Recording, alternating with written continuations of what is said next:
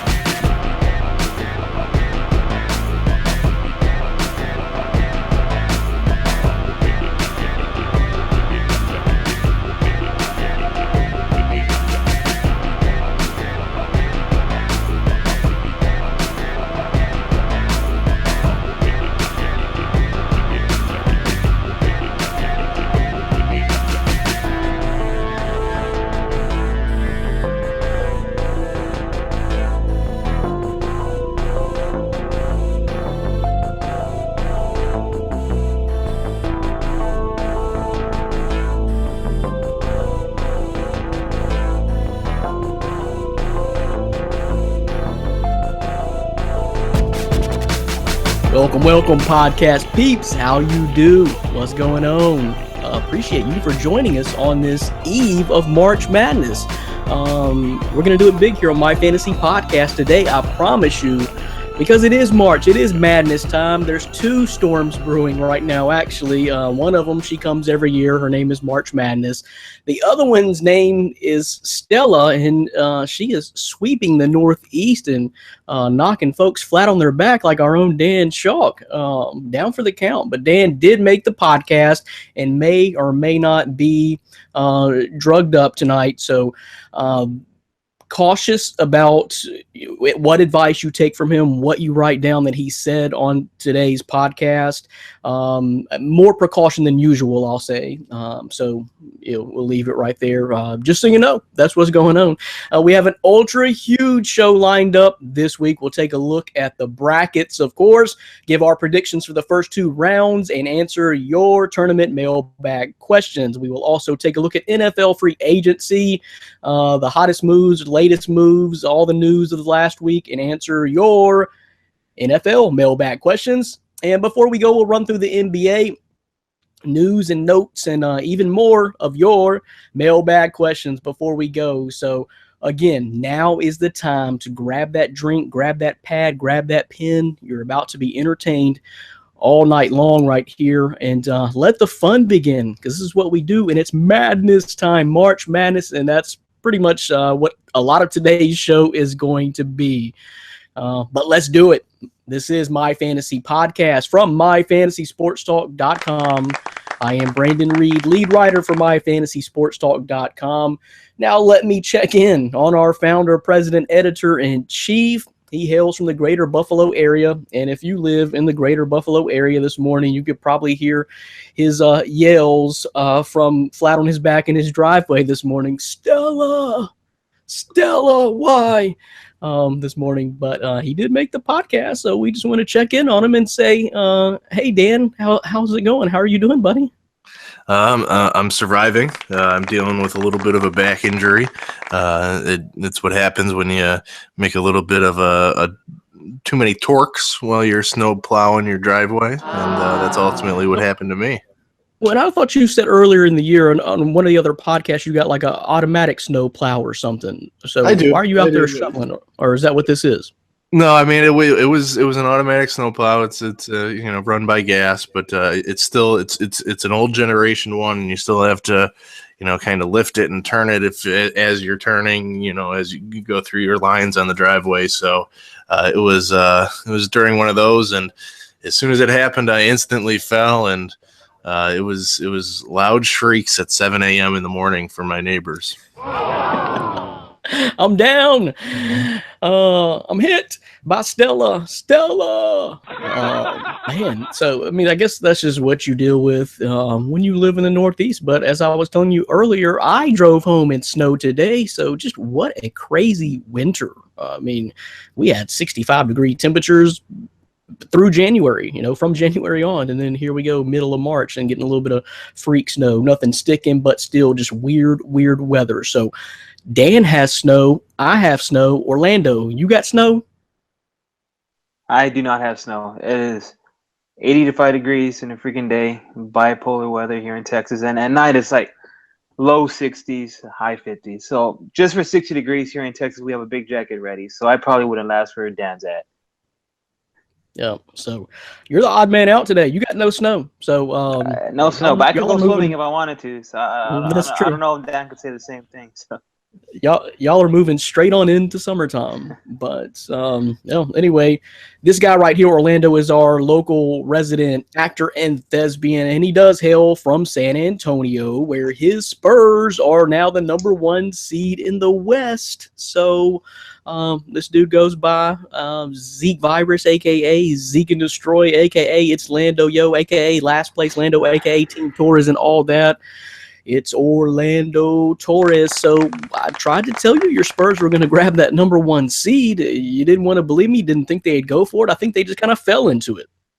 I think it's kind of fell into it too, and I think they're going to let it play out. I think they could care less. To be honest, they're their number 1 seed, and again, just as the season plays out, especially with Aldridge being out at the moment, they're just gonna let it play out and just rest the guys when they need to. So having the number 1 seed is great, and if it stays that way, good. But I mean, if we slipped to 2, I don't think it's a big deal. Well, and I don't really think, and we're just going to lightly touch on the NBA today on the back end of the podcast, guys, so stay tuned for that. But just real quickly, Orlando, I don't think Aldridge is going to be out for a long period of time. I think this was just an irregularity, and I don't think it's going to be any kind of serious heart condition. No, I understand that. But even at that, even if it's just something that's minor for now, knowing the way the Spurs are and Coach Pop is, he's not going to be the type to rush Aldridge out of any. He'll just take his time to bring him back onto the court is what I meant. Yeah. Well, no, and I agree with that. I just meant, when you're talking about the playoffs, I think he'll be right there and ready. So if anybody is thinking, which we got a mailbag question that pretty much is hinting and insinuating that the Spurs might be done. So I don't think it's any of that going on right now. And they're the number 1 seed. So we'll see. But pause that pro basketball talk and all that noise.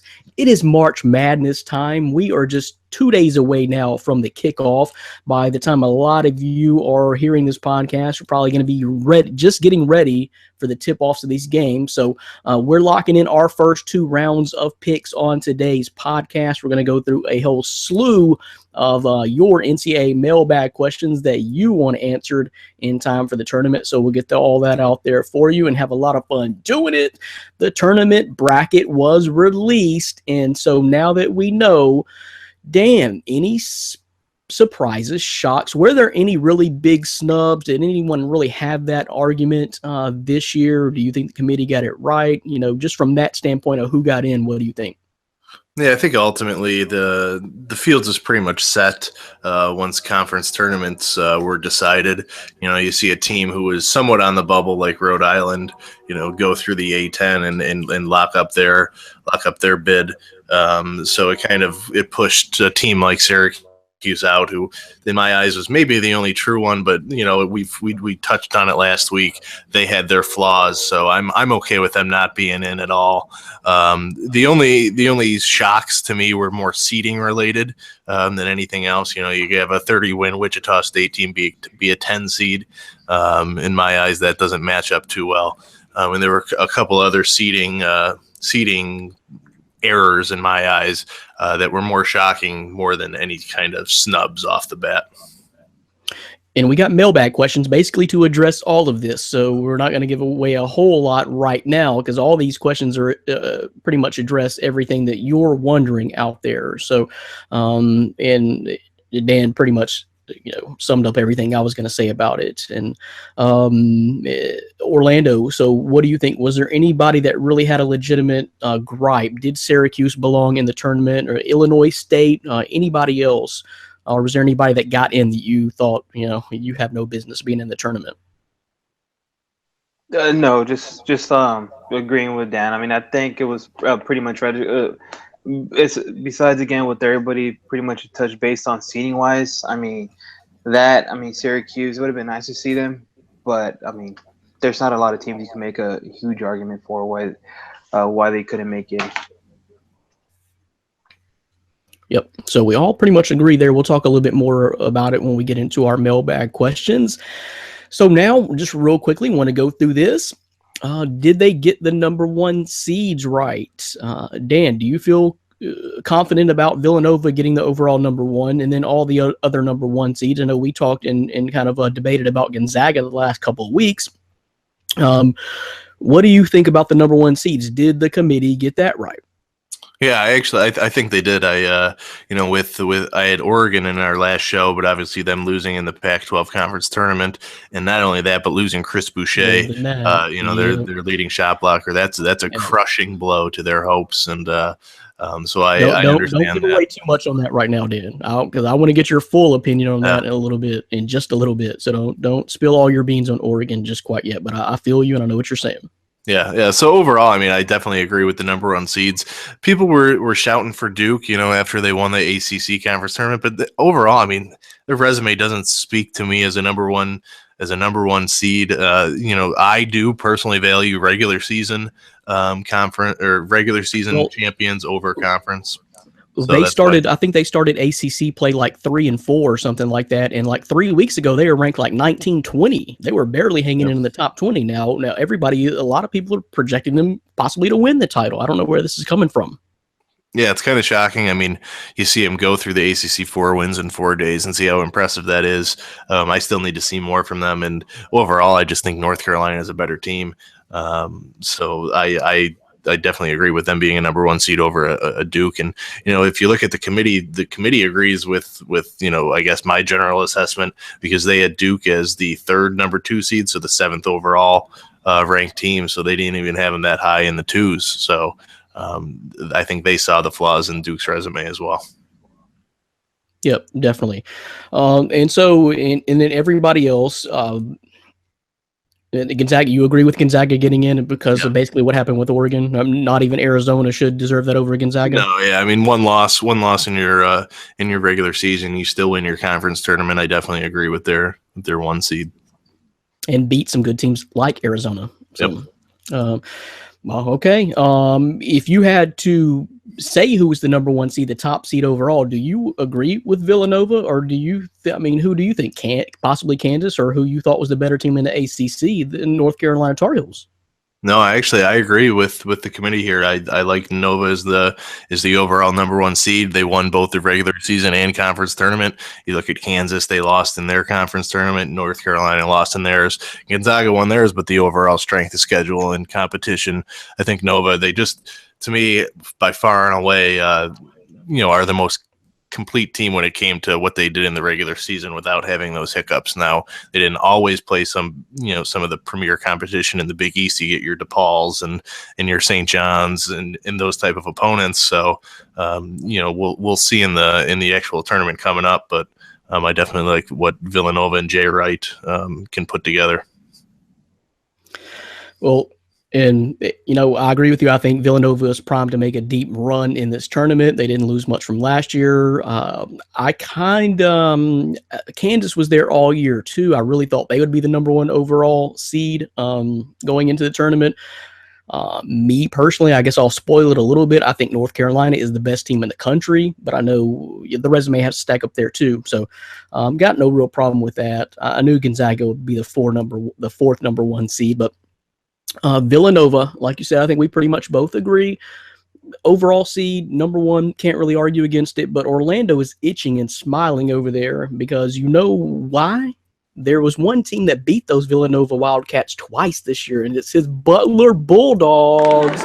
Missed out on the number one seed by, that much, but they climbed in at 4. But anyway, Orlando's high on Butler. Man, I like them too after seeing this total resume. They got a 4. But what do you think about the number one seeds and how they're lined out, Orlando? No disagreeing with the both of you. I think Villanova is 1. I think they got that right. Overall 1. I think you can make an argument for Gonzaga, but of course with the strength of schedule, that's not their fault, but just the way it is.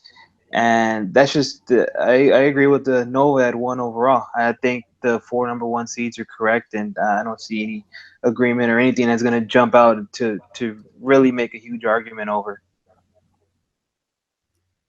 Yep. And so let me spin this one more direction, guys, before we get into our mailbag questions. Is who has the tougher road to the Final Four anyway? Which region do you think is the toughest, Dan?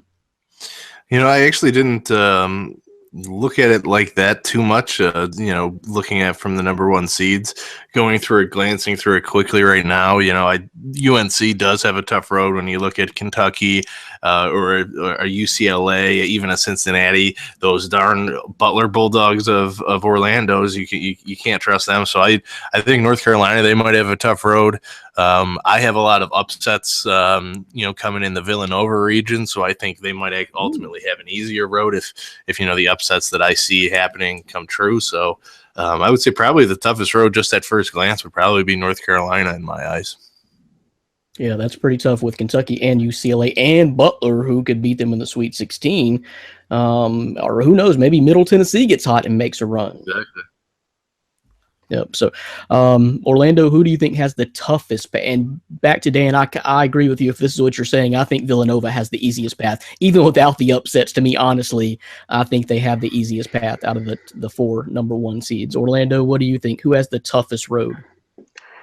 Well, besides what Dan said, I mean, I think Kansas, looking at some of those teams, the Purdue's, what's going to happen with that matchup coming up, that good matchup with Iowa State and Nevada. See where Oregon lands. Louisville's in there. So I think that's a pretty tough road, whoever comes out of that. So I think looking at that, I'm going to say Kansas has a pretty tough road.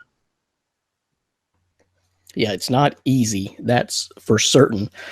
Guys, I was kind of leaning the direction of the West for Gonzaga because, of course, you got Arizona, who a lot of people have picked, or a good percentage of people, to make the Final Four out of that region. But I'm also really, really high on Florida State. I preached them maybe even a couple of months ago on the podcast, about midway through the season or so, and I really like Florida State, and I still really like Florida State, what they can do as a team.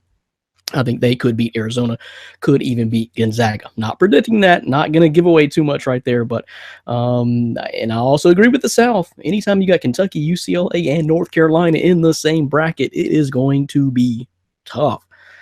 Woo. So it actually kicks off tonight. Right now, actually, the first game is being tipped off, so we're going to get this information to you through the podcast and then get it out there so you can catch up and then make your predictions. But Mount St. Mary's takes on New Orleans. That's going on right now.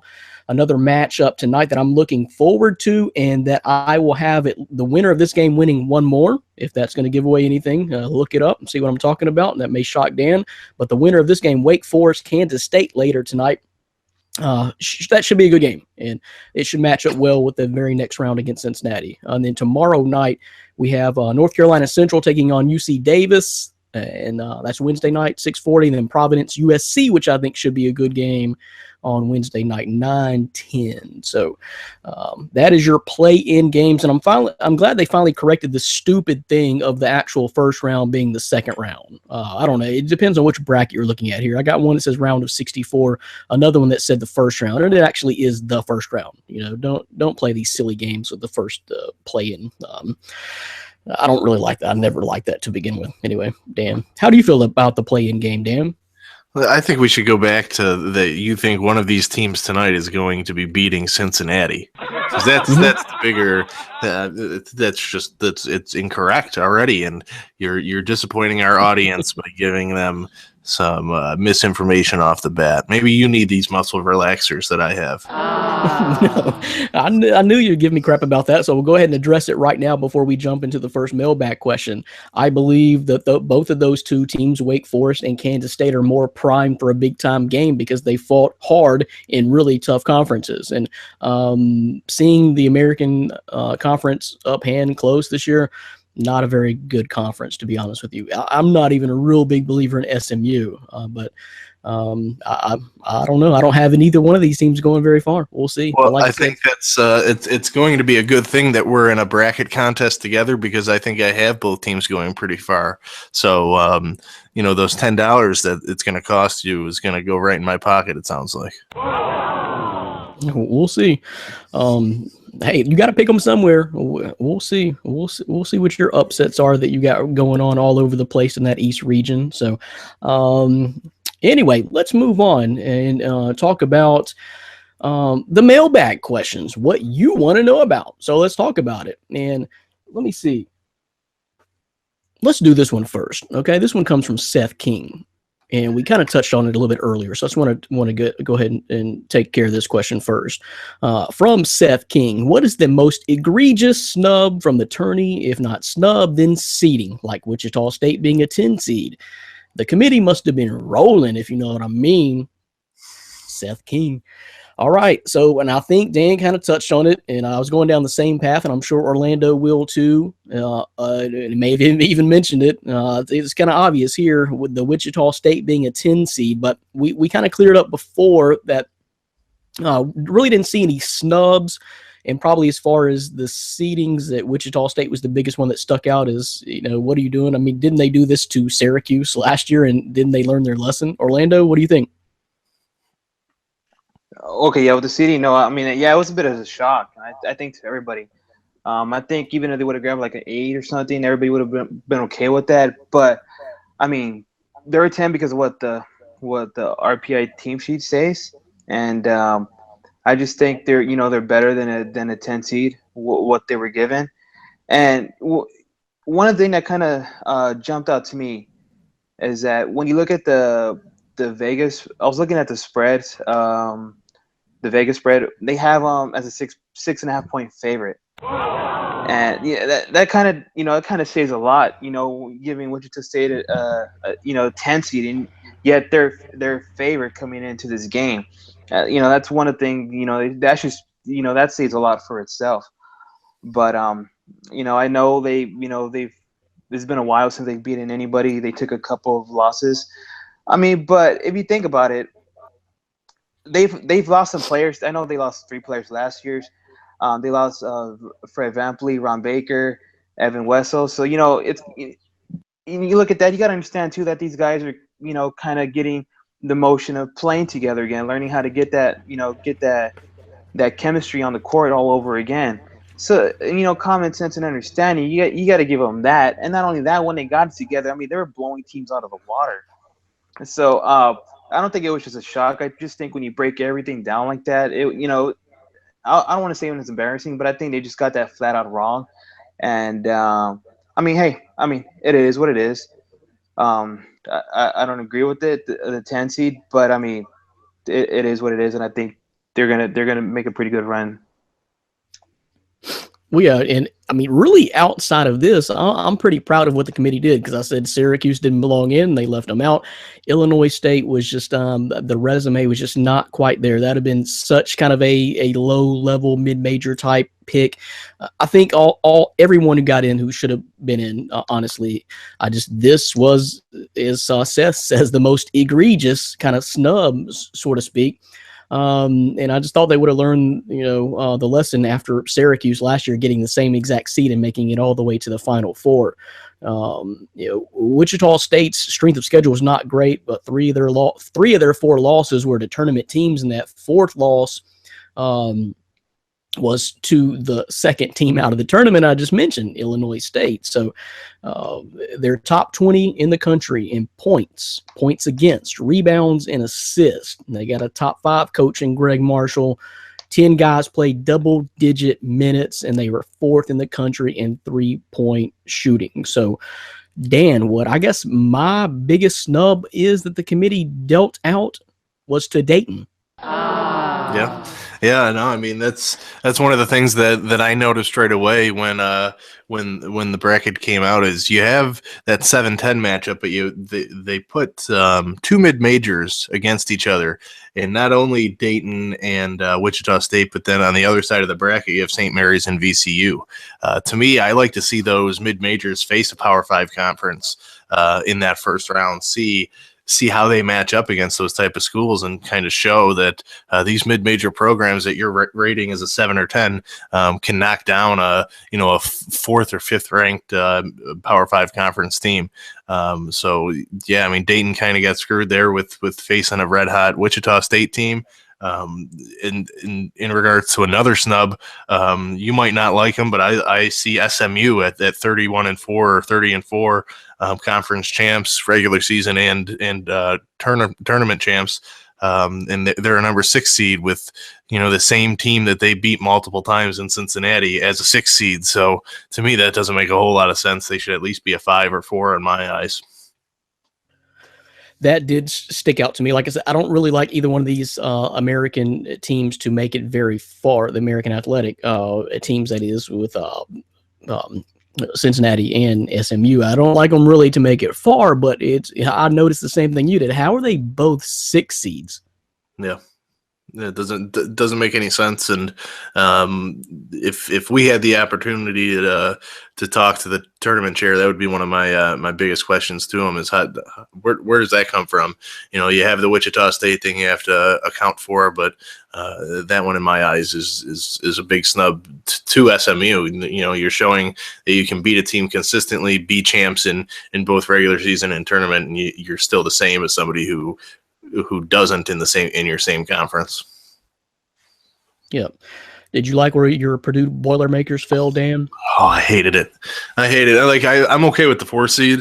I'm fine with that, but to be matched up with Vermont, and I think that's a question that we're going to be talking about. We'll talk about that later. Okay, you're pretty high on Vermont then. Okay. Okay. Yeah. We'll talk about that. We'll talk about that a little bit later. So one more question for you. Did you understand where Oregon fell? Because was that right, or was that just because Boucher, the big guy, went down? Yeah, I think they were a 2 seed until Boucher went down. That's a huge blow to them, and I would have them as a potential Final Four team if that didn't happen. But now I think they're going to be lucky to escape into the Sweet 16. Yep. All right. That's a shame, man. I hate to see that. Anytime you see that right before the big dance, they've been playing so well and was there even a better opportunity than last year. And is Brooks a senior? No, he's a junior, but okay. I wouldn't be surprised if you see him go out. Yeah. Yep. But it is a loaded class, so maybe he'll stick around for another year. Yeah, that's just a shame. All right, so appreciate the question, really like it, and we're kind of right there with you, Seth. That Wichita definitely there was something wrong there. We need answers from the committee on that, and I'm not sure if you could really believe what they would tell you, but they screwed up, they messed up. Maybe they seeded and slotted more teams than they should have before they realized they had to place Wichita State somewhere. I don't know. That's just a theory, but let's move on. Next question comes from Nick Bailey. Now that we have the seedings and matchups, what is the lowest seed you have winning in the first round? I'll give you mine. I have number 15 Jacksonville State beating number 2 Louisville says Nick Bailey. Orlando, do you agree with Nick? Or is Jacksonville State going to beat Orlando? What else you got? Okay, I don't know if I could agree with Jacksonville knocking off Louisville, but I mean, and I don't think this comes as much as a surprise. But looking at a 5-12 match, I think Mid Tennessee beats Minnesota, and I think maybe somewhat a lot of people could agree with that. I just think to go first have that composure at times. For as good as Mason is, I just think sometimes there's a little, he could be a little bit erratic, force some shots. He doesn't have to just take bad shots. And I just think that, the Blue Raiders are going to go ahead and knock them out. I think they're going to be too much for Minnesota. And that's one of the lower seedings I have being the higher seeding than that. But, I mean, just looking at Ja'Cory Williams, I think he goes off. And Reggie Upshaw as well. I know he's a machine down low. So when I was looking at the matchups, one of those 5-12 matchups, I had Mid Tennessee knock it off Minnesota. Reggie Upshaw. So I definitely agree with that. That's one of the ones I've marked down. I think before I even knew the tournament draws, like Middle Tennessee, and we talked about it on previous podcasts. Middle Tennessee is going to win a game or two in this tournament, and being lined up against Minnesota does not scare me off that one bit. I'm still going to take them because they have experience. They have a complete game. I like them. But the other one, I guess, a step above, I guess, a low seed other than Middle Tennessee, being the 12th seed, would be a 13 seed that I'm going to take, and that's East Tennessee State over Florida. And I'll tell you a couple of crazy reasonings for this is because, number one, I'm going to have a little bit of a bias in my predictions this year against the SEC. I just don't think it was a very good SEC conference this year. Even at Kentucky, I think Kentucky has flaws, and Kentucky probably won't make it to the Final Four. So needless to say, I'm not real high on Florida or Arkansas either. So, but East Tennessee State, folks, watch out for it. I think it will at least be a good game and give you a reason to watch in hopes of that upset, because East Tennessee State does have a prolific scorer, TJ Cromer. They're one of the best free throw shooting teams in the country. If they can just handle that home Florida crowd that they're going to be playing, I think they're going to have a chance in this game late.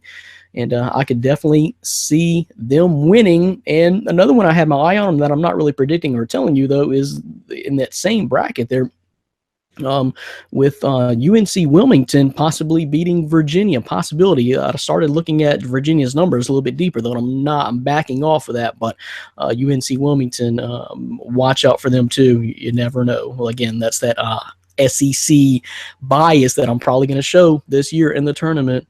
Dan, what do you think? What's the lowest seed you have winning? Well, I mean, those two that you just listed, East Tennessee State and Wilmington, I have those teams pulling off upsets. I have both of them winning and advancing into the round of 32. And I'll give you another one that I'm also predicting is another 13 seed, and that's Winthrop beating Orlando's Butler Bulldogs. The Butler Bulldogs are going down in the first round. So, I watched Winthrop a lot this year, along with East Tennessee State, so I'm pretty confident with those picks. Keon Johnson is a guard to watch with Winthrop. He's a fast, short, little speedy guy that can run around the court. The white boys of Butler are not going to know what they're going to be doing out there. So I think it's going to be a fun game to watch if you are not a Butler fan. And that's one that I am predicting will go down. And I know Orlando's heart is broken as I speak these words. Orlando, there's no way I was going to touch that. Orlando, respond. I'm not going to back down. I picked them, so I'm going to stick by that. And, the 4 seed taking on 13 seed, I know that doesn't mean much. A lot could happen. But, I'm going to say Butler just beats them by double-digit points. I'll go ahead and say that right now. Yeah, I don't know now whether they could get past the next round when they face Middle Tennessee, we'll get to that next week's show. But I'll stick with that for now. I don't think Butler's losing in the first round. Dan, did you hear me when I said Butler beat? I'll take the points. I'm confident. Winthrop. Orlando, Dan didn't hear me when I said Butler beat Villanova twice this year. You can't put too much of the fault on Dan. You know, Dan's a little under the influence at the moment, so I'll go ahead and give him that. So next week when he's a little bit more caution, you know, maybe we could reminisce about this and see what he has to say. There you go. I mean, you're true. to your talk about them beating Villanova. They still lost to other teams that aren't as good to Villanova. So what do you have to say about that? I mean, that's there you go. They lost to Indiana State. Indiana State. Who's Indiana State? Winthrop's better than Indiana State. They lost. All right, here's one. They lost to St. John's. St. John's is terrible. The gum that I step in on my shoe can beat St. John's on 5-on-5. I don't, man, they're better than Winthrop. Okay, they're better than Winthrop. And all right, just as go to sleep tonight with the name Keon Johnson in your head. Well, I'll go to sleep with the name Keon Dooling in my head tonight. It doesn't matter. Winthrop is not beating Butler. Okay, Winthrop hadn't played anything close to the level of basketball that Villanova plays, and Butler played with them and beat them twice. So it's tournament time. Winthrop ain't got it. I'm telling you. Orlando, isn't that right? That's right. Okay, I think that's what's going to be right. So when you wake up tomorrow and hear this, Dan, you're going to be upset. But we appreciate you for giving us the moment. Let's answer another mailbag question next. The next one comes from Keegan Smith. Appreciate the mailbag question. March Madness we're talking here on My Fantasy Podcast from myfantasysportstalk.com. As you know here, Dan is here, all influenced up. Orlando is here, not getting snow. And I am here as well, Brandon Reed, getting a little bit of snow here in Arkansas, believe it or not. Crazy, just crazy out there. The next thing is crazy as well. This one comes from Keegan Smith. We've heard the spiel on upsets are going to happen, specifically the 5-12 matchup. We've talked about one that I think we all agree on. And I want to know which 5 seed you have not losing and how far they will go. So you got to think about this question, guys. The 5-12 matchup, which one is going to avoid the upset and make it the furthest in the tournament? Tell Keegan Smith what you think, Dan. Well, this is a tough one. I like to pick 12 seeds to win. I have 2 12 seeds winning in on one of my brackets, 3 in another bracket that I did. And I know this is a question that we're going to get to from another one of our listeners, but the 5 seed that I see as a lock to win is Iowa State against Nevada. I just see them as a senior-laden group who's coming in hot, winning the Big 12 conference tournament. They have a guy like Monty Morris, who I had on my fantasy college basketball team that tore it up through the regular season. I see them as a lock to win in the first round. I don't have them going very far because they play Purdue the next round, Purdue or Vermont, and I can see them losing to either team. So I only have them winning one game, but out of all the 5 seeds, the only other one that I think will have a chance at winning is Notre Dame against Princeton. That's a game here in Buffalo. The first one on Thursday, so I'm looking forward to that. But I can see Notre Dame winning, but they have West Virginia to the next round, and I don't see them advancing past West Virginia. So the 5 seeds, they're not going to have a whole lot of life in this tournament in my eyes. Okay, and that's always one of those big ones for the upsets, and I have 2 myself with the 5-12, of course. So I'm not going to be picking Minnesota, as we talked about before, and I'm not really liking. Let me see. Who was the other one? The UNC Wilmington, like I said. So, Dan, are you not really buying Virginia then? Is that what you're saying? No, you picked them. No, especially I think it's matchup based. I mean, I like Virginia as a team. I like how they play defense. Tony Bennett as a coach, I like what they can do. But they don't score enough points, and against Wilmington, that's going to be something you're going to need to do. And I mean, UNC, they're no joke. I mean, they can score. They're senior driven, and that's one thing that I look for in the tournament. What teams have seniors that they have the leadership, maybe not fully been there before, but know how to hang against that pressure that's going to that the tournament atmosphere brings. So I just don't like that matchup for Virginia. I don't think they can. If the game's in the 70s, they're going to lose. Yep, that's the thing. Clamp you down defensively. If it's their night, if they are locked down defensively, then Wilmington is going to struggle. But if they have a few possessions where they don't really play well, and Wilmington hits a few threes, it could be close down the stretch. So that one does kind of scare me. It could be right there. Orlando, which 5 seed do you have making it the furthest? Well, first of all, surviving the first round, and then making it the furthest. So out of Virginia, Notre Dame, Iowa State, and Minnesota. I know you said you like Middle Tennessee State, but anyway, out of those 5 seeds, who could make it the furthest? Well, I'm going to go ahead and kind of touch base with Dan's mentioned earlier, and that is Notre Dame. Obviously, I think they're going to get past Princeton. But I just like the leadership that Matt Farrell, brings to the team, with directing traffic and senior forward VJ Beecham being able to the way he is, with his defenses and the shots that he could hit. So looking at, I don't know how far they're going to go. I think if they end up in a match, probably West Virginia, that's going to be questionable. But even if they could get that past that match, I don't think they get past the Sweet 16. If they were to end up in something against Gonzaga or something, but I could see them possibly I don't think if they end up in a match with West Virginia, that's a close one too. I think that's a match that Notre Dame could win. Okay, so I think we 100% agree there, because my answer was Notre Dame. Princeton didn't play anyone all season long. Their strength of schedule was 149. They got no size, can't rebound, and don't shoot the three well. Notre Dame's riding high off that ACC tournament final. West Virginia did beat Baylor and Kansas, but that was a long time ago. They peaked early in 2017. So looking ahead to that possible second round matchup with them, which is what I see happening, they scare me a little bit, but I'm still going to roll with Notre Dame. I think it's going to be a great matchup, but I give Notre Dame the better chance to make it to the Sweet 16 out of all those number 5s. Honestly do. So that's what I think.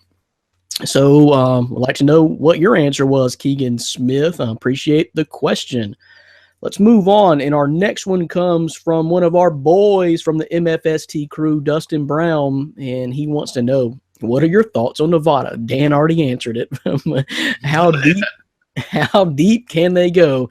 Dan answered for Dan. Dan didn't answer for Orlando and myself. So we may have 2 totally different answers in Dan. So here you go, Dustin. My answer is not going to make it very far. 111th strength of schedule. That's 7th in the Mountain West. Bad conference. 28-6 in the 28-6 won the conference tournament, and still only a 12 seed in the NCAA tournament. That tells you how bad the conference is. I like Musselman. Man, he has been around a lot of different places, so I think that's a good coach and a solid team there. But I'm not going to pick them to beat one of the hottest teams in the country right now, who swept through the Big 12 tournament in Iowa State, who played the 20th toughest schedule in the country. And they're so much more prepared for this coming out of a major basketball conference than Nevada coming out of the Mountain West. So Monte Morris is going to give Nevada fits is what I think. I think Iowa State is 14th in the country in 3-point shooting, and I think it could get ugly. Could be wrong. There's upsets everywhere, but I can see Iowa State having folks turn it to True TV or CBS or flipping a channel to another game, basically. So, Orlando, did you have a chance to look very deep at Nevada? What do you think Nevada squares off against Iowa State? Any chance? No, not any chance. I just think Iowa State's going to be too much for them. They got the team just loaded with guys who could score, at least 4 of them on the starting unit, and I just think it comes down to experience. And when it comes down to that, I mean, obviously that's on Iowa State, and outside of Lindsey Drew, Nevada just doesn't have much of a bench. When it comes down to that, I don't think they're going to be able to rely on their starters for the whole game. Looking at their depth, so that alone, the lack of depth just spells trouble for them, especially with an experienced team like Iowa State who could light it up at any time. I just think they're going to be a little too much for Nevada to handle. I think we all agree. Sorry, Dustin. Dustin, I think, probably has all of our emails and Twitter handles, so y'all be careful out there. Not telling him what he wants to hear. I know that's for sure. But hey, man, Nevada's doing a lot better than Memphis is right now, but just wait. But anyway, not this year. Iowa State's one of the hottest teams in the country, and I don't see that changing with a first-round matchup against Nevada. I really don't. And like I said, I think the main thing that really struck out to me is they went 28-6, rolled through the conference tournament, and still committee only gave them 12 seats, so not much confidence in Nevada there from the committee. So we'll leave it right there. We'll see what happens. All of us are picking Iowa State. Our next question comes from Damon Gill. Dan, your two Final Four contenders face off in the first round. Of course, I'm talking about Purdue and Vermont. I want to know who you picked and how far do you have them going now? So you struggled with this earlier. Didn't want you to spill the beans too much on it, but you really like Vermont, huh? Yeah, well, I mean, last week I said they were a dark horse Final Four contender when we answered one of the mailbag questions of a team not ranked in the top 25. So I definitely like what Vermont can do. They were undefeated in conference play, so I think the last time they lost was the beginning of December. So you want to talk about a hot team? There's not a hotter team in the country than Vermont. And obviously, I've had Purdue in my Final Four. My way too early Final Four since January when we started on the podcast doing that stuff. So it was a crushing blow to me when I was watching the selection show and saw that matchup. And I was like, why would you do that to me, selection committee? It's not fair. It's mean. I don't like it, and I'm going to love the game. I'm going to love watching that game. You better believe I'm going to watch it from start to finish. But I have Purdue ultimately coming out on top. I think, they're two big men, Isaac Haas, a 7-footer, Caleb Swanigan. They're just going to be too much for a Vermont team that plays well. They play team ball. Their leading scorer, Jacob Lamb, I think is 12.8 points per game, so less than 13 points per game is your leading scorer. So they definitely share the rock, but I don't think they're going to have enough talent and overall physical firepower to beat a Purdue team. Nope, I agree that Purdue depth is pretty good. You got Spike Albrecht coming off the bench. A lot of you probably remember him from the Michigan days. He played big in the conference tournament, just coming in as almost like a spiritual leader off the bench, just coming in and taking over and just saying, hey, guys, magic is about to happen. But also Dakota Matthias, that dude is just an all-around baller, and I really like him a lot. So while we're talking about Purdue, Dan, I don't want you to give away too much, but do you have Purdue surviving the first weekend? Yes. I have them, not to give away too much, but I will. I have them surviving past the next weekend as well. So You're sticking with Purdue then. Yeah, I'm a man of my word, and I like really what Purdue brings, and they're in a they have some tough matchups coming up, but I think if they can play their team basketball, it's 1 through 5, I like what they have. They have some solid bench play, like you said, with Albrecht, who's a senior. They have a freshman, Carson Edwards, who's a fun player to watch. He's another short, fast, quick guy who can go around the court. So I think they have a chance of making a run here in 2017. Okay. Well, and I like Vermont too, just not this year, because Purdue is for serious, y'all.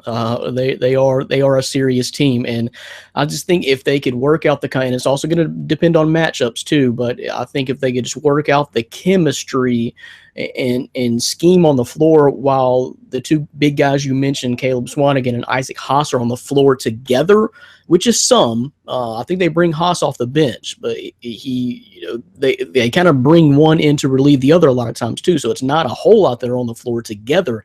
And I think if they could manage that balance, then that's an unstoppable force. That maybe even Karnowski and Gonzaga couldn't even keep up with it, because Haas is huge.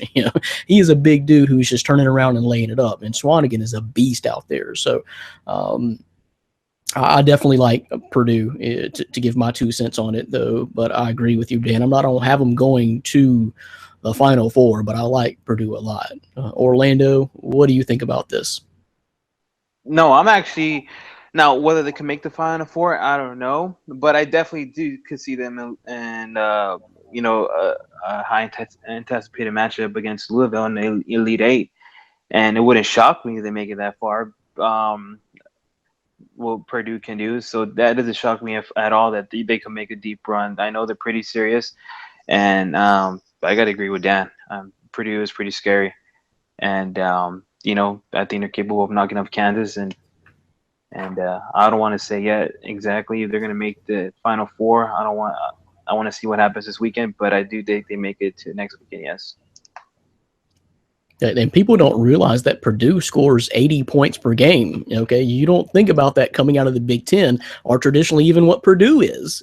But they're scoring 80 points per game, so they got the complete package inside out, and score 80 points per game. And I think they're battle tested. So I look for them to make some noise, and I expect them to be playing in the second weekend. Just not going to say exactly how far. But let's talk about that right now before we move on and talk about some NFL free agency. I do want to go through our picks real quick, guys. So these guys at home know what we're thinking, maybe before they fill out their bracket or get some notes and maybe just compare our notes of who is going to make it through the first weekend, guys. So pull out your brackets.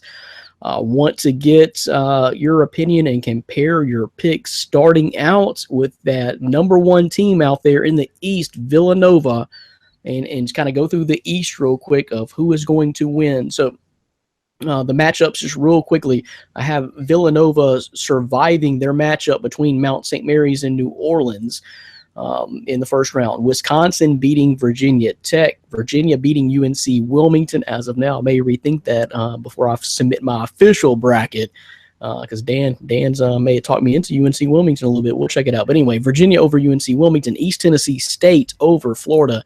As of right now, I got SMU over Providence or USC winner. I want to see who wins that game. Huh? That was me clapping. That was just me clapping. No. You didn't let me finish. I want to see who wins the Providence USC game so I can compare what kind of a matchup that would be. The matchup isn't good for either team. Either team, not a good matchup.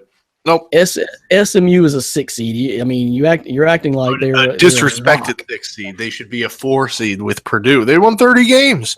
Give them some respect. And what's his name? Semi Ojawali, the Duke transfer. The kid's for real. Ben Moore. So. Yeah, I agree. And Ben Moore, they are a solid team. But I'm just telling you that the American Athletic Conference was not very good.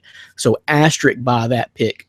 Anyway, don't bring Memphis's terrible team into SMU. It wasn't just them. It wasn't just them, homie. There's a reason only 2 were even considered for the NCAA tournament out of the American Athletic Conference. That was it. That's as far as that conference went, as far as depth goes. But anyway, can we move on, Dan? Can we move on? Can we talk about me a little bit? All right. Okay, so asterisk by SMU. Okay, I got them winning as of now. Again, we're recording this on Tuesday night. Okay, so still a lot to play out there, but I want to see who wins between Providence, USC.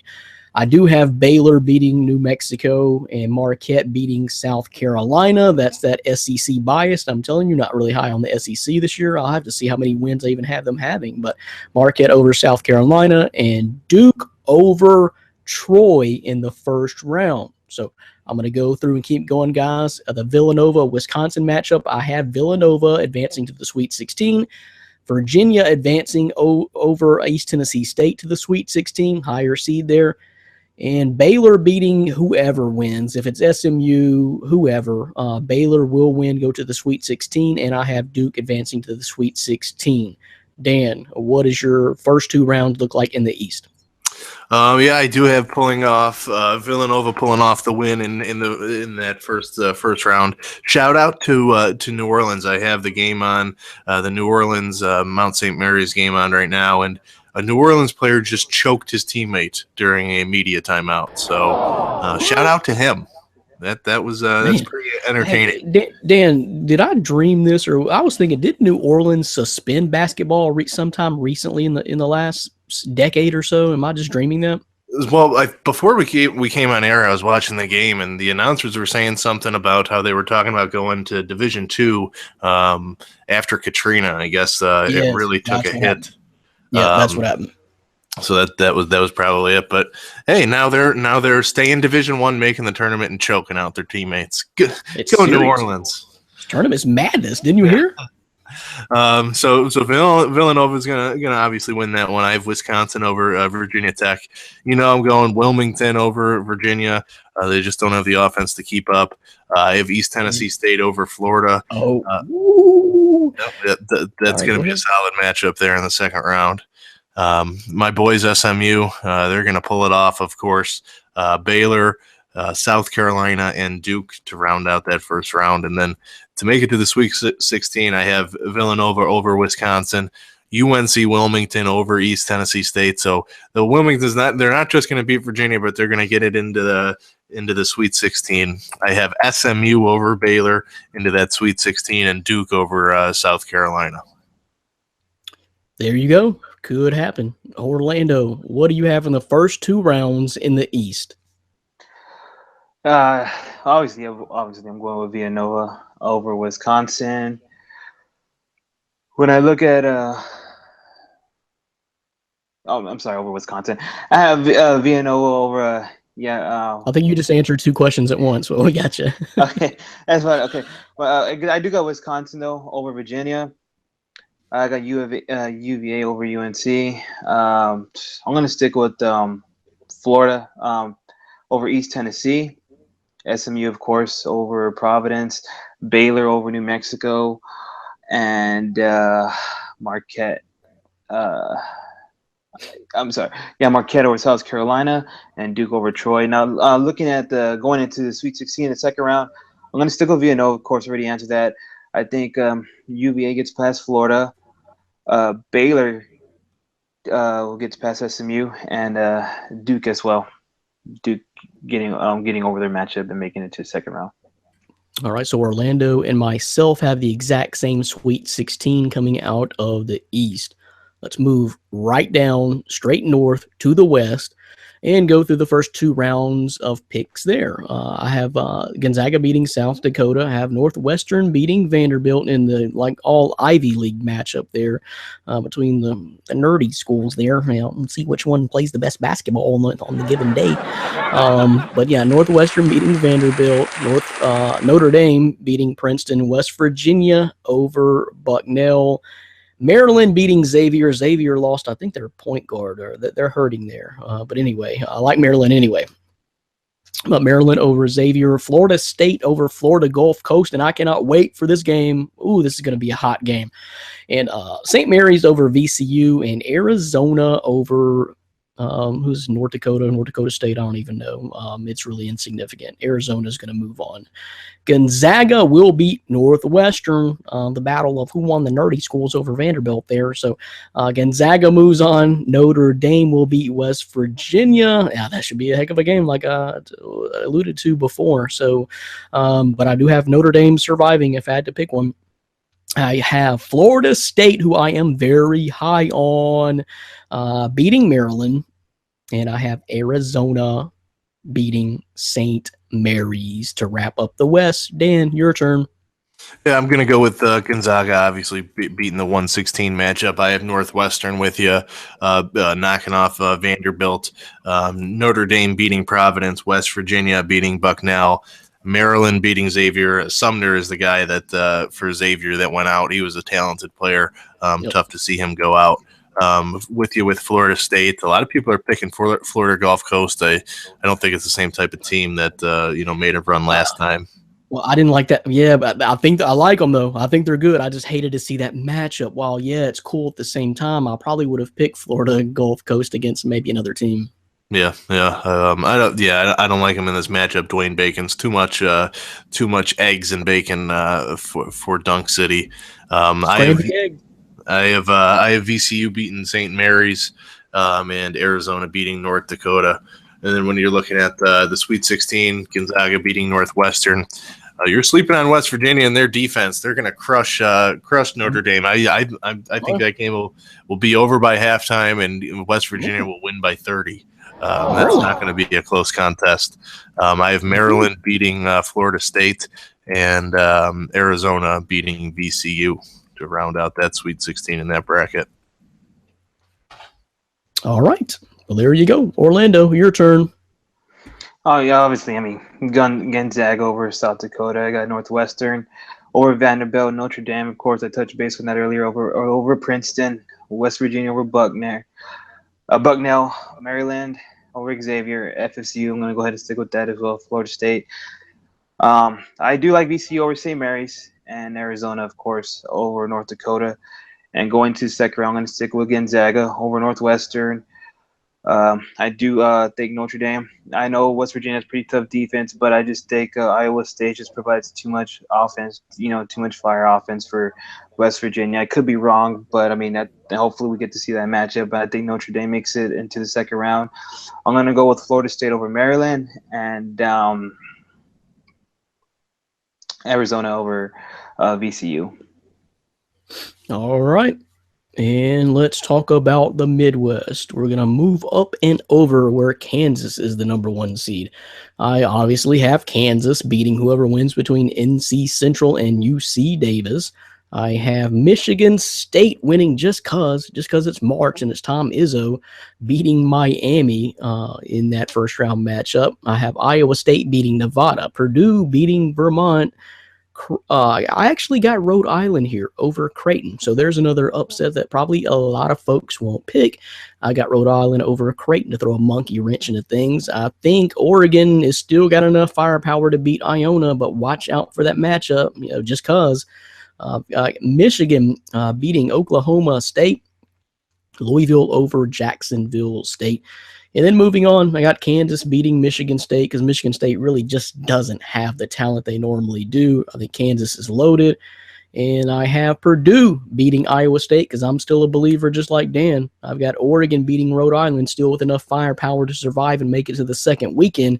And I've got Louisville beating Michigan. That wraps up my Sweet 16 picks. Midwest, go ahead, Dan. Obviously, Kansas pulling off that 116. I have Michigan State. Don't go against the Tom Izzo coach team, especially in the first round, although they did lose last year to a 15-seeded Middle Tennessee. So don't look at that. I like Michigan State. I already touched on it, Iowa State over Nevada. Obviously, Purdue over or Vermont. Rhode Island, I'm taking over Creighton. Obviously, the injuries with Creighton, but I love Rhode Island. They're coming in hot, winning the A-10. They play the best defense in all of college basketball. They're number 1. So don't sleep on Rhode Island coming out of that bracket, making some noise. Oregon does have enough firepower to beat Iona. Michigan, they're a hot team too, so watch out for them. I have them winning with Louisville beating Jacksonville State.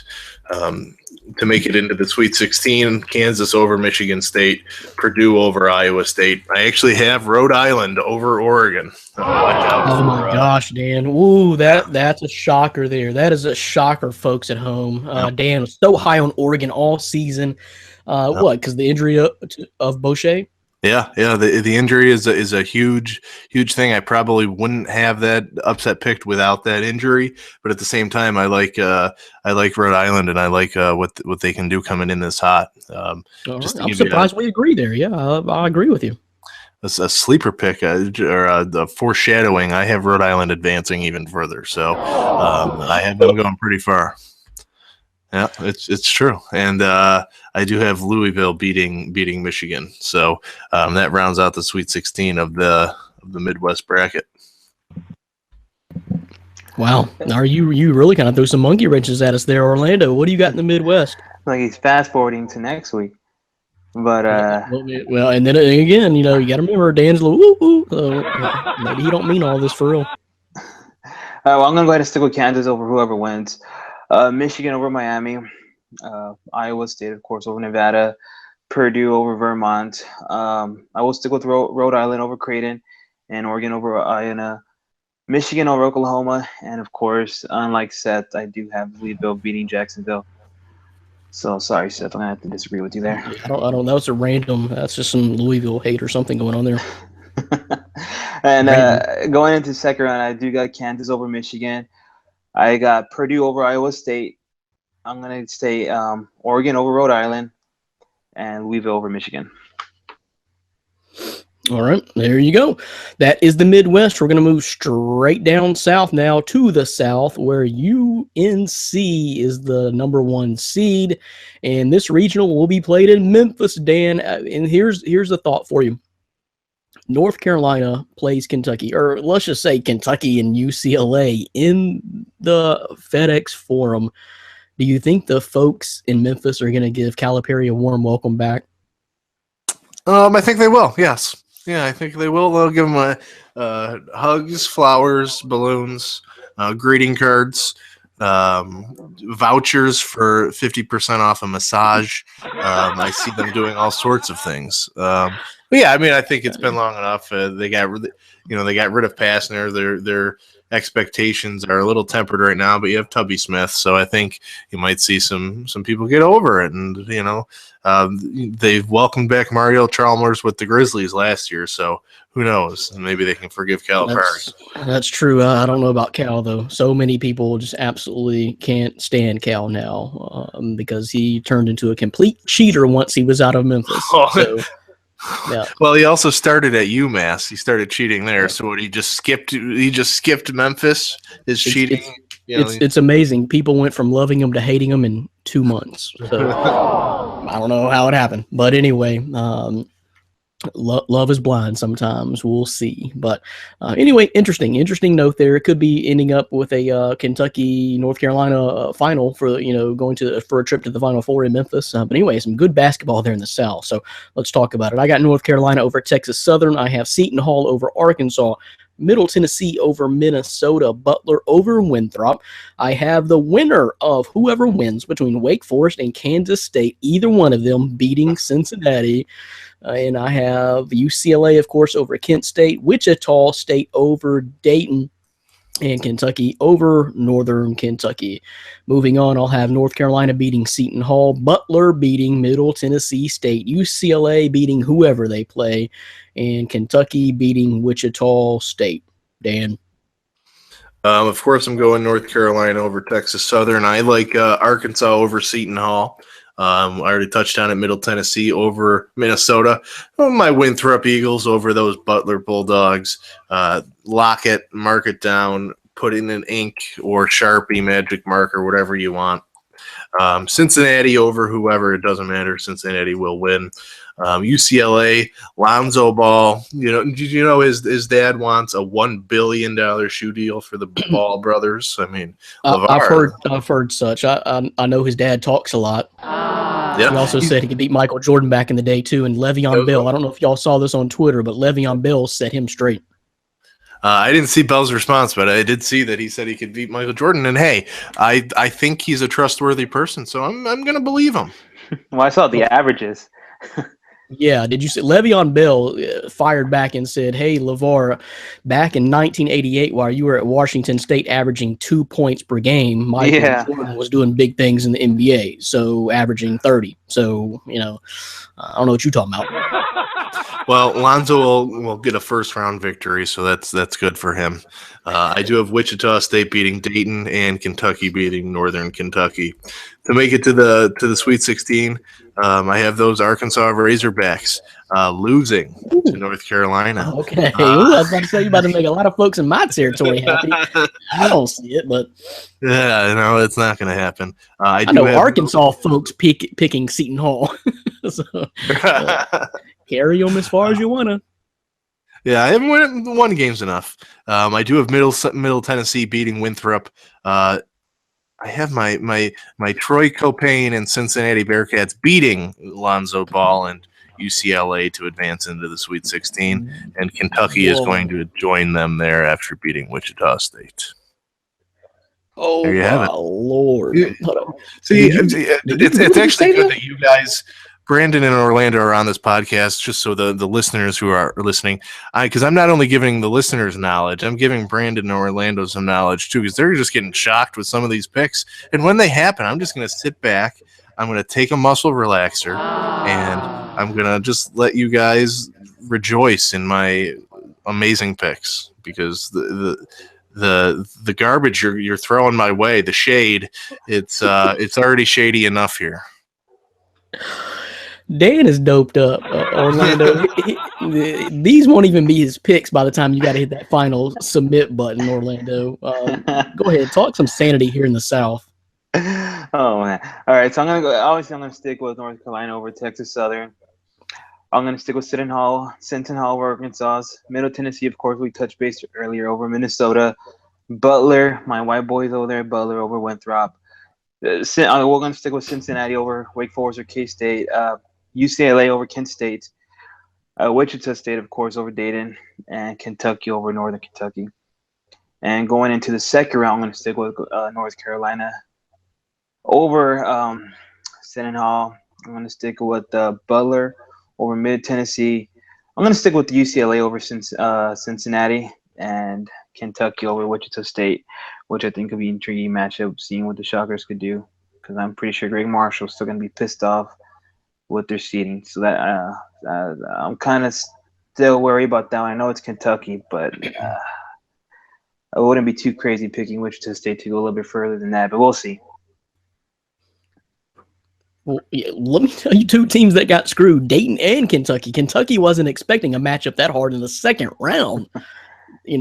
That's not right. So, yes, Wichita State does have to do it, but that's a pretty damn tough second round matchup for Kentucky, right? If they even want to survive that. So, man, I don't know. That's going to be tough, but that's why we watch. It's March Madness. I am so glad it's here, and all these teams ahead of us, 68 teams being dwindled down right now as we speak. It's going to be over before you know it. So just sit back, relax, and enjoy it. And we're going to bring you all of our Sweet 16 picks and see what happened that we predicted and how we have to alter our brackets next week on My Fantasy Podcast. So that's March Madness talk right now. We're going to talk NFL free agency next. You are listening to and watching My Fantasy Podcast from MyFantasySportsTalk.com. Brandon Reed, Dan Schalk is here, doped up and is better than ever. And Orlando Torres, who is snow-free on the podcast. So let's move on and talk NFL free agency. So much going on here. You have to have a study guide this thick to even keep up with it, although Dan's got it all memorized, but I don't, but I know one thing. One of the biggest things today that Orlando wrote about was Eddie Lacy has a new home in Seattle. Orlando, talk about it. Yeah, this was actually shocking to me. I really thought he was going to stick with Green Bay. I thought they were going to be able to fix whatever the issues he had going on. Obviously, his conditioning, his weight, and his the injuries started happening, came into the picture. But ultimately, Green Bay, I don't know if Ty Montgomery is going to be that every down bell cow that Green Bay wants or needs. I like what I've seen out of Ty Montgomery. I just don't know if he's going to be able to handle all that going into a full season instead of just jumping into midseason what he did, and especially splitting that up with James Starks when he did. So that was a shock to me. What it means for Seattle is I still don't know how Seattle's going to use it. I do like the move in a way. Eddie Lacy, I think when healthy and in the right conditioning, he's just one of those bruiser backs because he will punish you when he's right, but when he's wrong, like what we've seen, he's wrong. So the past two seasons, it's been frustrating watching Eddie Lacy because I did like him when he first came into the league, and I know they say like a lot of times some of the Alabama running backs had trouble, but I did like Eddie Lacy a lot, and I hope he does get right with the Seattle Seahawks. They got him on a 1-year contract, so I see it more as a can you prove it? But I think that's still riddled with a bunch of questions because if Eddie Lacy goes down, I don't think the Seahawks could depend on CJ Prosise or Thomas Ross to stay healthy and carry that load. So you think they're going to probably pick up some more depth going into the draft or whether it be through free agency. So, I mean, hopefully it works out. I don't know how they're going to be. I don't know if going into the season, if Eddie Lacy, if he gets right, going into the season and preseason, if he's going to stick as a 1 or 2 behind Ross. It's going to interesting to see how that battle turns out. But there's still a lot to be said. I know it's just a signing, but there's still a lot that can come out of this. Do you think that Eddie Lacy can, if he gets right, provide what Marshawn Lynch did, or at least a good fraction of that over Marshawn's last couple of years in Seattle? Can Eddie Lacy still be that guy that makes Seattle that really elite team?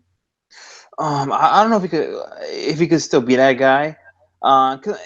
typically during the start of the season, he's a bit of a slow starter. But once he gets going, he gets going. And Marshawn was just on another level.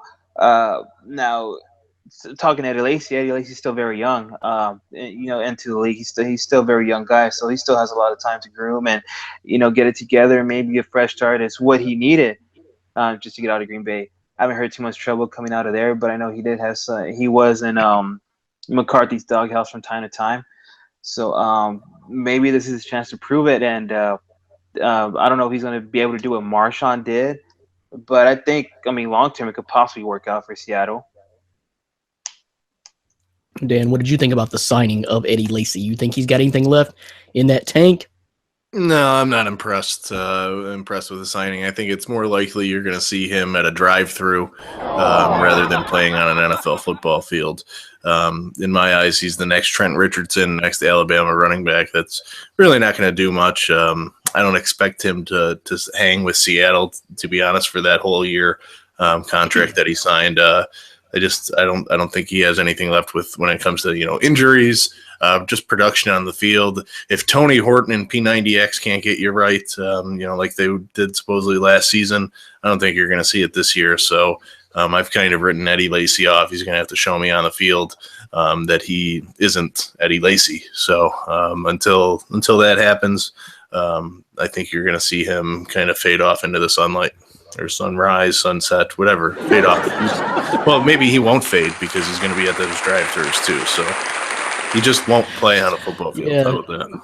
Maybe you don't know what time of day it is right now. Maybe that. I like this, Dan. Just saying it out of it. Just whatever's on his mind, just let it out. Or he's going to ride off into the daylight.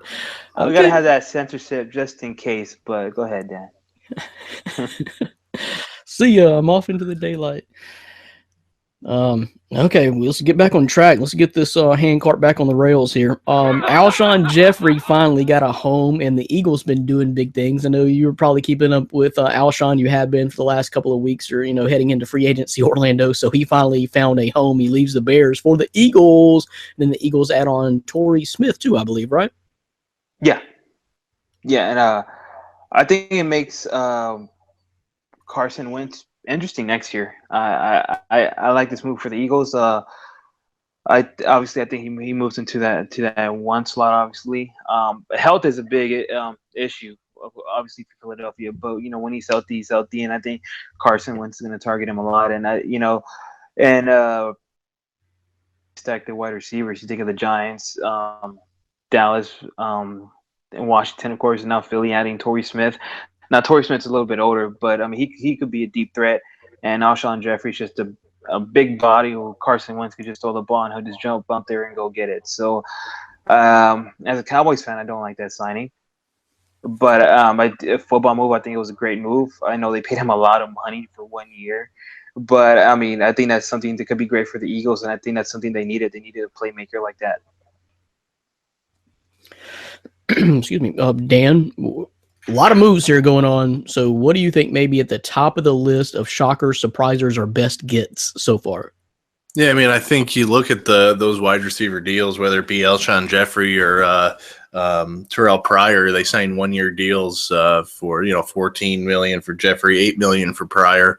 That was kind of surprising to me. I figured they would want to look to lock up long-term deals, but obviously they want to bet on themselves for another year and see what they can do next year. But it's just weird that you see them get those 1 year deals, and then there's Kenny Britt, Robert Woods, and Terrence Williams who lock up multi-year deals, and some of them that I think were drastically overpaid. And Kenny Britt and Robert Woods, I don't see them bringing in that type of money that they signed. The Terrence Williams deal, that was kind of a cheap deal. I just didn't want him to be back with the Cowboys, him and his body catchingness. But, some of the other deals that I like what the Jags did, AJ Bouye and Calais Campbell. That's a solid defense you got going on right now. You pair those up with Jalen Ramsey.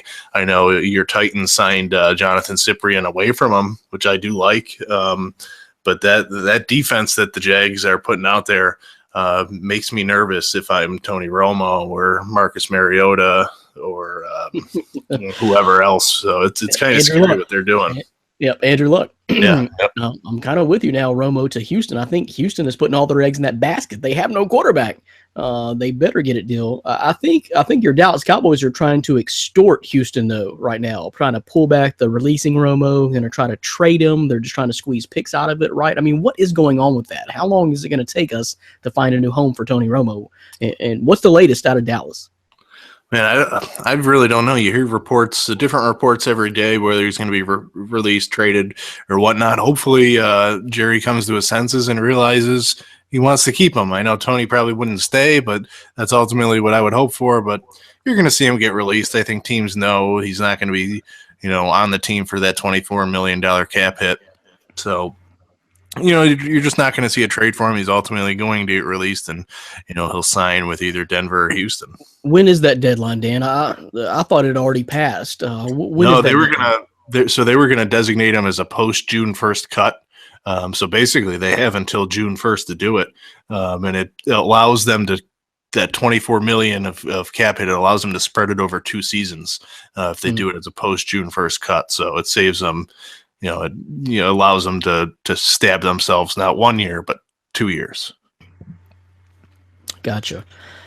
So anyway, back to that division and what Jacksonville is doing. Yes, I am. It scares me because that defense should be pretty nasty next season, but I do like what the Titans are doing because they're doing this before the draft and not spending draft picks on it. They're getting proven assets, and you mentioned Jonathan Cyprien and also Logan Ryan from the Patriots. So they're addressing their defensive backfield basically, which they needed to, and doing it in pretty good fashion there. I like the pickup of both those guys, and then plus you still have your draft picks to work with. So that we said it last year, Dan, that this division should be getting a lot better, specifically the Titans and the Jacksonville Jags. I think they are, and I think they are continuing to be.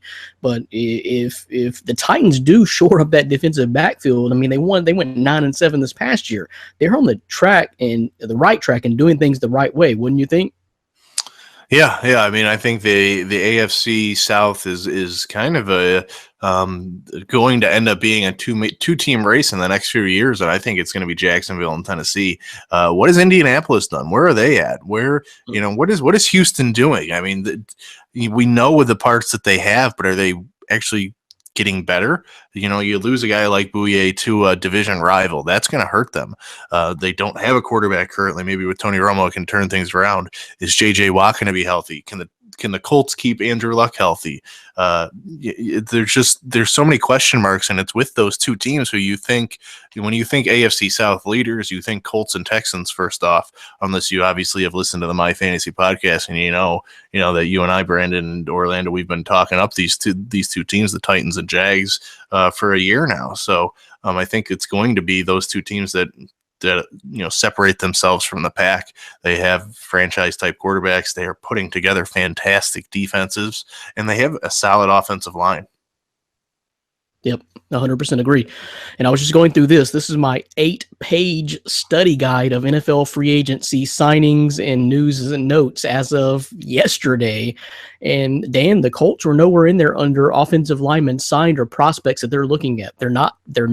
They don't have any activity. And I think you probably want to start with an offensive line. So if I'm a Colts fan, I'm not happy about the direction that they are fading. Yeah, and you just look at the front office shakeup that they had, with Grigson getting fired and bringing in I forgot his name off the top of my head, but Chris Ballard from Kansas City. So he comes in as the GM. Well, I mean, I don't know if he's maybe still on vacation. He doesn't realize this is kind of a priority in NFL times. Start to do something. You might want to put pen to paper. But yeah, I mean, you're going to want to protect Andrew Luck. I've been scouting a lot of the linemen recently in the draft. It does seem pretty deep. So maybe he's going to plan to spend a lot of picks on some linemen coming up. Who knows? They did last year, picking up a center and a guard pretty early in the draft. So who knows what their plan is, but they better start doing something soon because they're losing the arms race. Yes, they are. Yep. And there's such opportunity there right now, too, that I think they even blew last year, with letting Tennessee sneak up on them, but Houston win the division without any quarterback and any offense at all. And then Jacksonville still struggling to come along. They've blown a major opportunity, particularly this past year. So I'm not sure it's getting any better. But Let's move on. I want to get Orlando's take and talk more and dig deeper into free agency and the signings and everything. So that's when I want to move on to our next and for our first NFL mailbag question of the day from Noah Tucker. Is that a great nickname, Dan? Doo-wop? He obviously wanted it to be known because he put it in there. So he wanted us to call him Doo-wop, Doo-wop-dee-doo. Yep, Doo-wop. So it's Noah Doo-wop Tucker. He wants to know, what is the best free agent signing in your eye so far? So Orlando, out of everything we hadn't talked about yet, what else sticks out to you as a big signing? There's been some pretty big signings, but I don't know if anything's been really stuck out. I mean, you think of some of the defensive ends moving around to teams to make their adjustments. You think about all these big name receivers or all these running backs on the move that yet to find a home.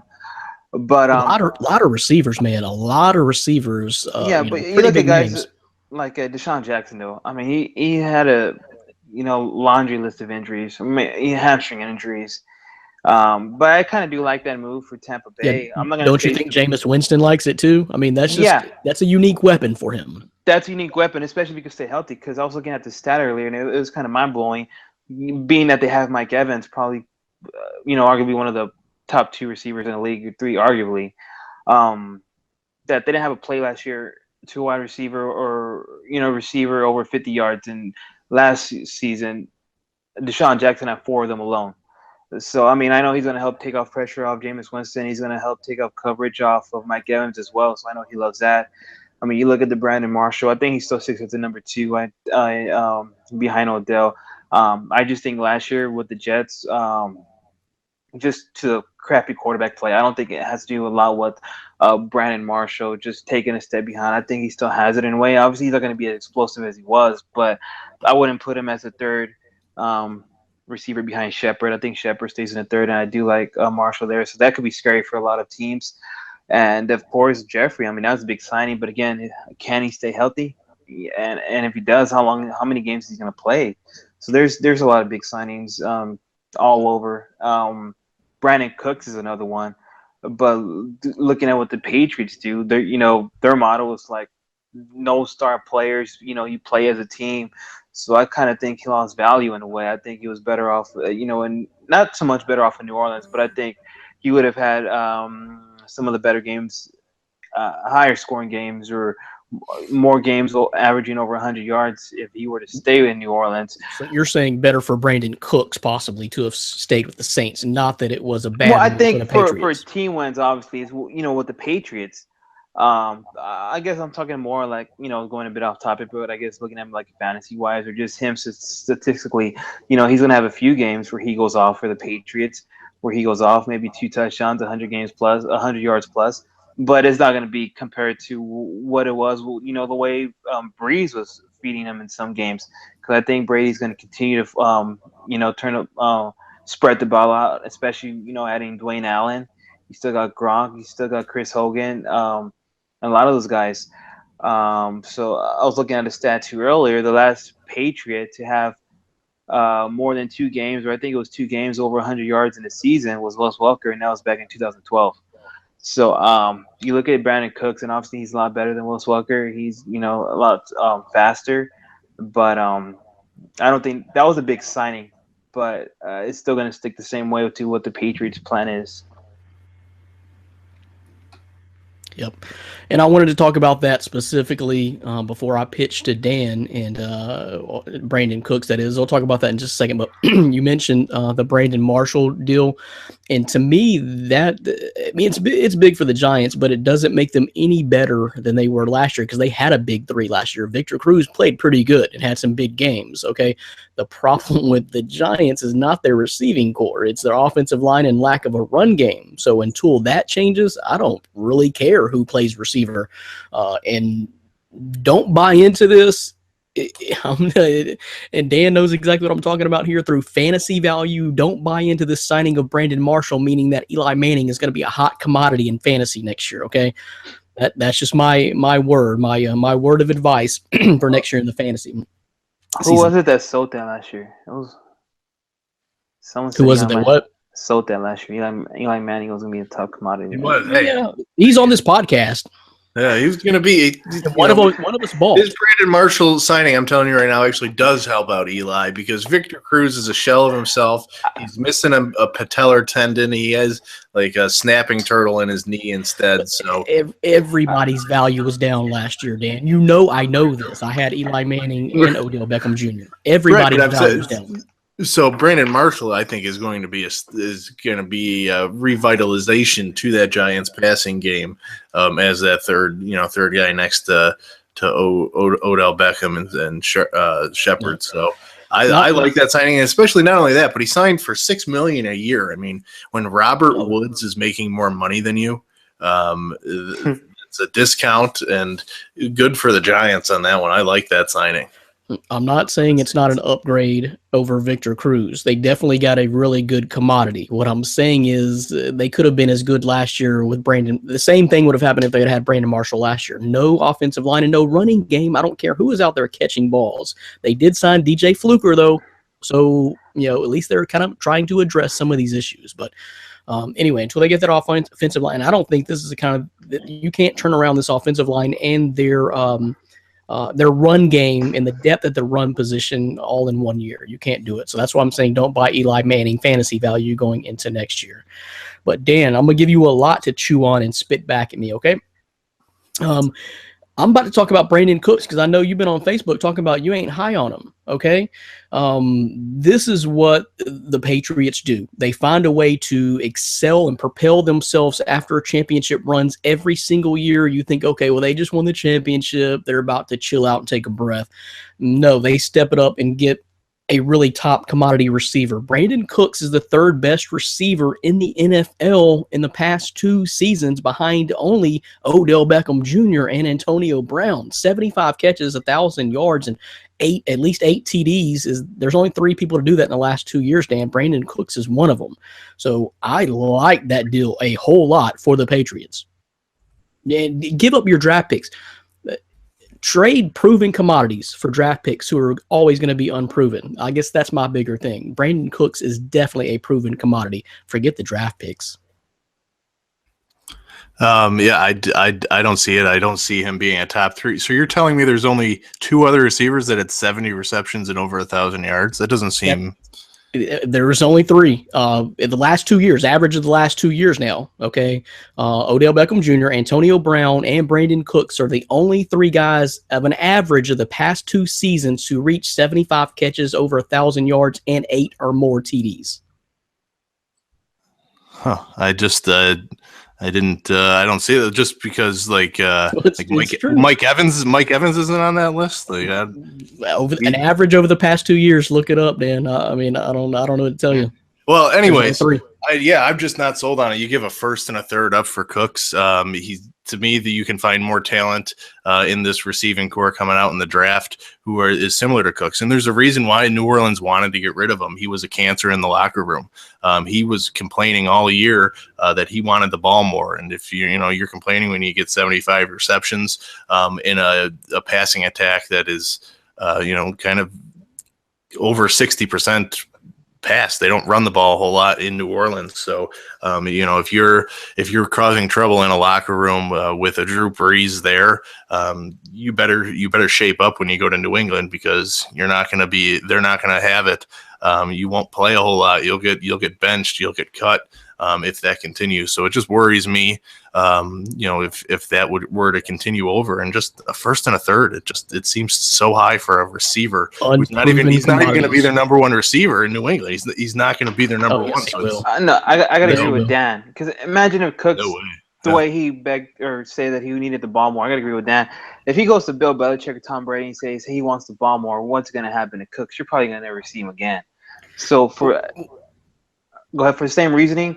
what Dan's saying, I understand that, especially the way the Patriots move. And what you mentioned about Cooks too, I could see that, but he's not going to get that high volume. I don't think that the high volume, all those passing, those catches and everything in New England compared to the way he was in New Orleans. No, and that's not what I'm saying. And you guys are talking about off the field issues, which I'm not talking about. I can't control, can't do anything about. I'm talking about a commodity on the football field, and I'm not saying. I'm not even talking about fantasy value. I'm talking about propelling the New England Patriots, helping sustain their offense and even improve it going into next year. One of Tom Brady's very last years, that Brandon Cooks is a very great commodity. And yes, he is their number one receiver. Dan, who is their number one receiver if not Brandon Cooks? Edelman. I think Edelman by far is going to be their number one. And then if you have a healthy Gronk, he's going to be two. So I don't besides Gronk, and he won't be healthy for the entire season. You know this, man. I will say this. I think Cooks will have put up worse numbers in 2017 than he did in 2016 with the Saints. It's not the same conversation though. That's apples to oranges. That's not even the same conversation, because I'm abandoning fantasy dog. Brandon Cooks wants to win a ring, okay, and I don't think he gives a flip about fantasy value. He does if he's complaining about not getting the ball enough in New Orleans. So if he's complaining about that and he's getting the ball 75 times, and winning cures all, guys. They were doing some losing in New Orleans. Winning cures all. How many times have the Patriots and Bill Belichick done this? Randy Moss. Okay, y'all are worried about Brandon Cooks being a disruption in the locker room. Well, that's what I'm saying. So Randy Moss, he had a great year in New England. You didn't give up a first and a third for him. You gave up, I think it was a fourth-round draft pick for Randy Moss, and now you're giving up a first and a third for Cooks. And I'll take Moss 10 times out of 10 over Brandon Cooks. They don't even stand on the same level. What I'm saying is I'm not worried about the picks at all. You got a proven commodity, one of the top three receivers in the NFL the past 2 years. That's what the numbers I'm telling you. So I'll take that all day long. But you see what you started, doo-wop? You know, it does sound like a little ditty to me now. You got us all fired up. But great question, Noah Doo-wop Tucker. We got to move on. Last mailbag question of the NFL variety comes from Ethan James. What are your thoughts on the Osweiler NBA/MLB type trade? Who won it? Definitely not Brock. Orlando, what you say? Houston won the trade, I think. I mean, they got rid of Brock. And I mean, I think they're just stuck paying him $9 million now instead of the other 16, I think. So I think Cleveland is stuck paying him that 16. And Cleveland, I mean, they don't even know they want to keep Osweiler. So he might, I don't think they've got rid of Osweiler the way they planned, or their plans even working out, or they're trying to outsmart the Pats. I don't know how smart that is, or that's gonna actually work. So they might just be stuck with Osweiler until they find someone else to trade with. But obviously, it's the Texans won that trade. They got rid of him. I read Dan's great article that he posted, and seeing how some of the stuff that was going on in the locker room, and I guess you could tell by the body language, especially every looking at Osweiler. He had more, I think, 16 interceptions compared to his 15 touchdowns. He had more interceptions compared to touchdowns. Every time he made a bad play or something, they go over to silent. You could just see the look on Bill O'Brien's face, and you could just tell the body language. It's just something wasn't right. And not only that, Houston, I mean, I guess it was kind of a way for them to bounce back, whether they end up with Tony Romo. And I mean, that's just ultimately, I think that's just going to happen. But looking at last season, just the money they gave him, $37 million, I think straight up, $72 million for the contract they gave him, and for it to just like slap him in the face like that, and for them to finally cut ties with Osweiler, obviously the Texans won that trade. Well, and there was a lot that came out. I know you guys saw it this week. That there was finally the last straw was a Week 17 flare up between Osweiler and I think head coach Bill O'Brien. But there was a big flare up there, and finally something happened there on the sideline or somewhere in Week 17 that finally was the last straw for them getting rid of Osweiler and cutting bait straight up. But I think Houston won this deal because they cut bait with this guy very quickly. And I'm on the Cleveland Brown side of it. I'm glad that the GM Sache Brown is doing the smart thing and trying to collect picks, because we've talked about the last couple of weeks on the podcast that you can't build a team with one pick and one home run. As bad as they are, as bad as they've been for the last couple of decades, you have to collect picks, keep adding talent, keep hoping that you get better. So I'm glad that they are doing the right thing. It appears to be in doing that and collecting picks. So hopefully they can collect some talent. I'm not sure if this is those draft day scenarios, if they're doing everything 100% right. Only time will tell. But think about this, Dan. What about Osweiler? How quick of a fall was it for this guy? He went from one of the biggest free agent quarterback commodities last season in the offseason, going from the world champion Broncos to Houston, who gave him all this money to be their starting guy. And in one season, Houston says, no, we got to get rid of you. We're going to send you to Cleveland. And Cleveland's like, we'll take him, but we don't want him. What a fall. Yeah, I mean, that's got to be a harsh reality check to Osweiler, and it probably doesn't make him feel too good about himself. When Cleveland says, we just traded for you, but we don't want you anywhere near the building. Don't come to the facility at all. So that's kind of strange, but at the same time, kind of hard to feel too bad when you're pocketing $39 million in guarantees. So he's still going to be making that money when it's all said and done. I think it's kind of a win for both teams. I like what Cleveland did. It's kind of like the question said, an MLB, NBA type trade. And I have to think that Paul DePodesta, who's the chief strategy officer for the Browns, that he's in on this deal. He comes from Moneyball, comes from the Billy Bean executive tree with the Oakland Athletics. So I think he definitely had something to do with this deal. I like it. I think there's been talk about all the Browns picks that they have over the next few years. You're going to see them, if they can hit on most of these picks, they have a chance to be contending for a Super Bowl. And you think it's crazy, but it's an unbelievable amount of picks that they have in the first two rounds in 2017 and 2018, that they can turn around their franchise in 2 years easy if they hit on these picks. So we'll see if they do. But I like it. I like it for Cleveland. They were going to have to spend the money anyways.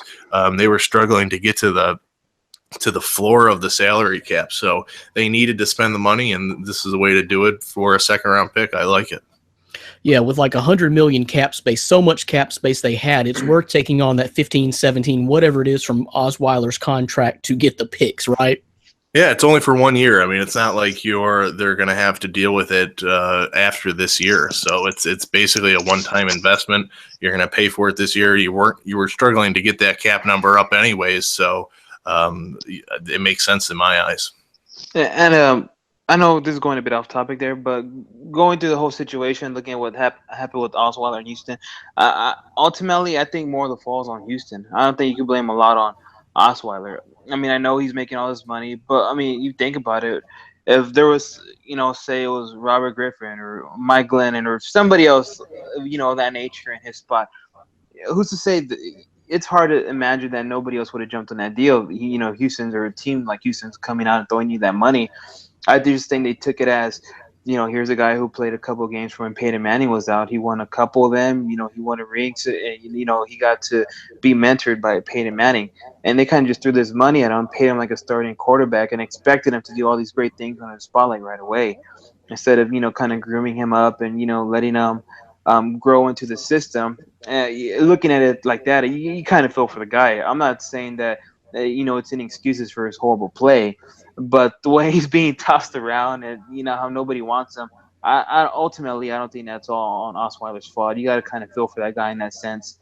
And it doesn't mean he can't play, or, maybe he can't play, but I just think he needs to find the right system, and he needs time to kind of grow into the system instead of just being expected to do all these wonders for them.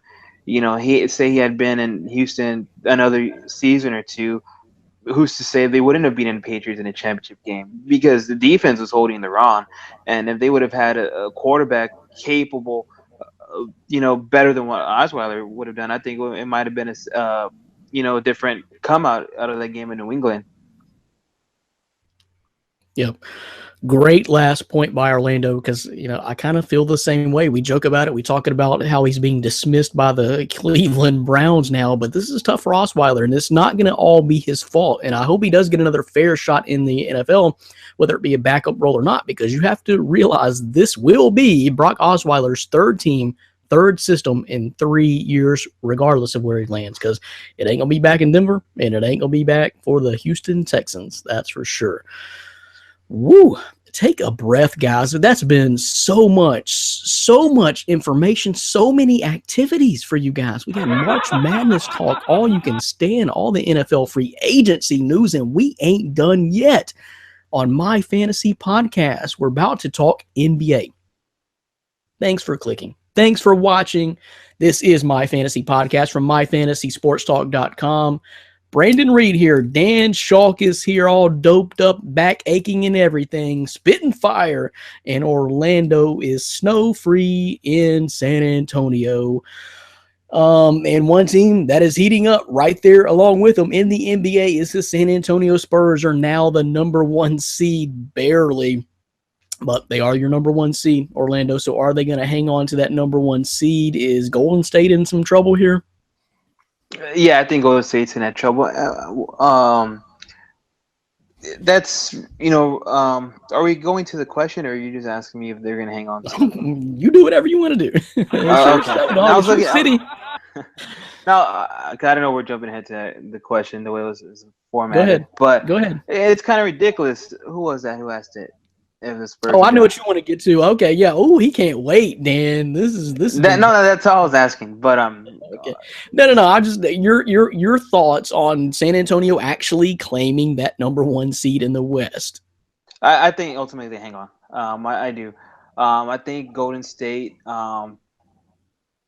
Looking at, I know Saturday night it was basically battle of the benches. We didn't see Curry, we didn't see Draymond, we didn't see Clay. But I still think they got exposed in a way, because when it gave them that tiebreaker too, it gave San Antonio their tiebreaker no matter what happens down the stretch. Yeah, not so much as a tiebreaker. Well, that plays a big factor into it. But you just saw, the whole nation just saw what Golden State gave up, some of the pieces they lost to acquire Kevin Durant, and now that Kevin Durant's hurt, it looks like they're struggling to just learning that chemistry to play together, because besides the big three, big four, but big three with Clay Thompson, Clay, Curry, and Draymond. I mean, who do they have? They don't have the same depth. They're not the same team they were last year, and that's what I mean. I think they got exposed. So ultimately, looking at that, I think the Spurs hang on. And if there's another team that I'm gonna be worried about, it's Houston, not Golden State, unless Kevin Durant is healthy, of course. Well, I know Dan would agree with Houston, but Dan, does San Antonio hang on to this number 1 seed, or is just Golden State going through a really rough patch right now? I think it's going to depend on the status of Kevin Durant and LaMarcus Aldridge. I know you kind of hinted to it earlier that you think it's minor for Aldridge, but I guess you never fully know. I mean, Chris Bosh thought his was minor too when he was with Miami, so you never know how those things are. Depending on the health of both, I think it's going to be back and forth throughout, so it's going to be which team wants it more, and I would say probably the Warriors would want it more than the Spurs do.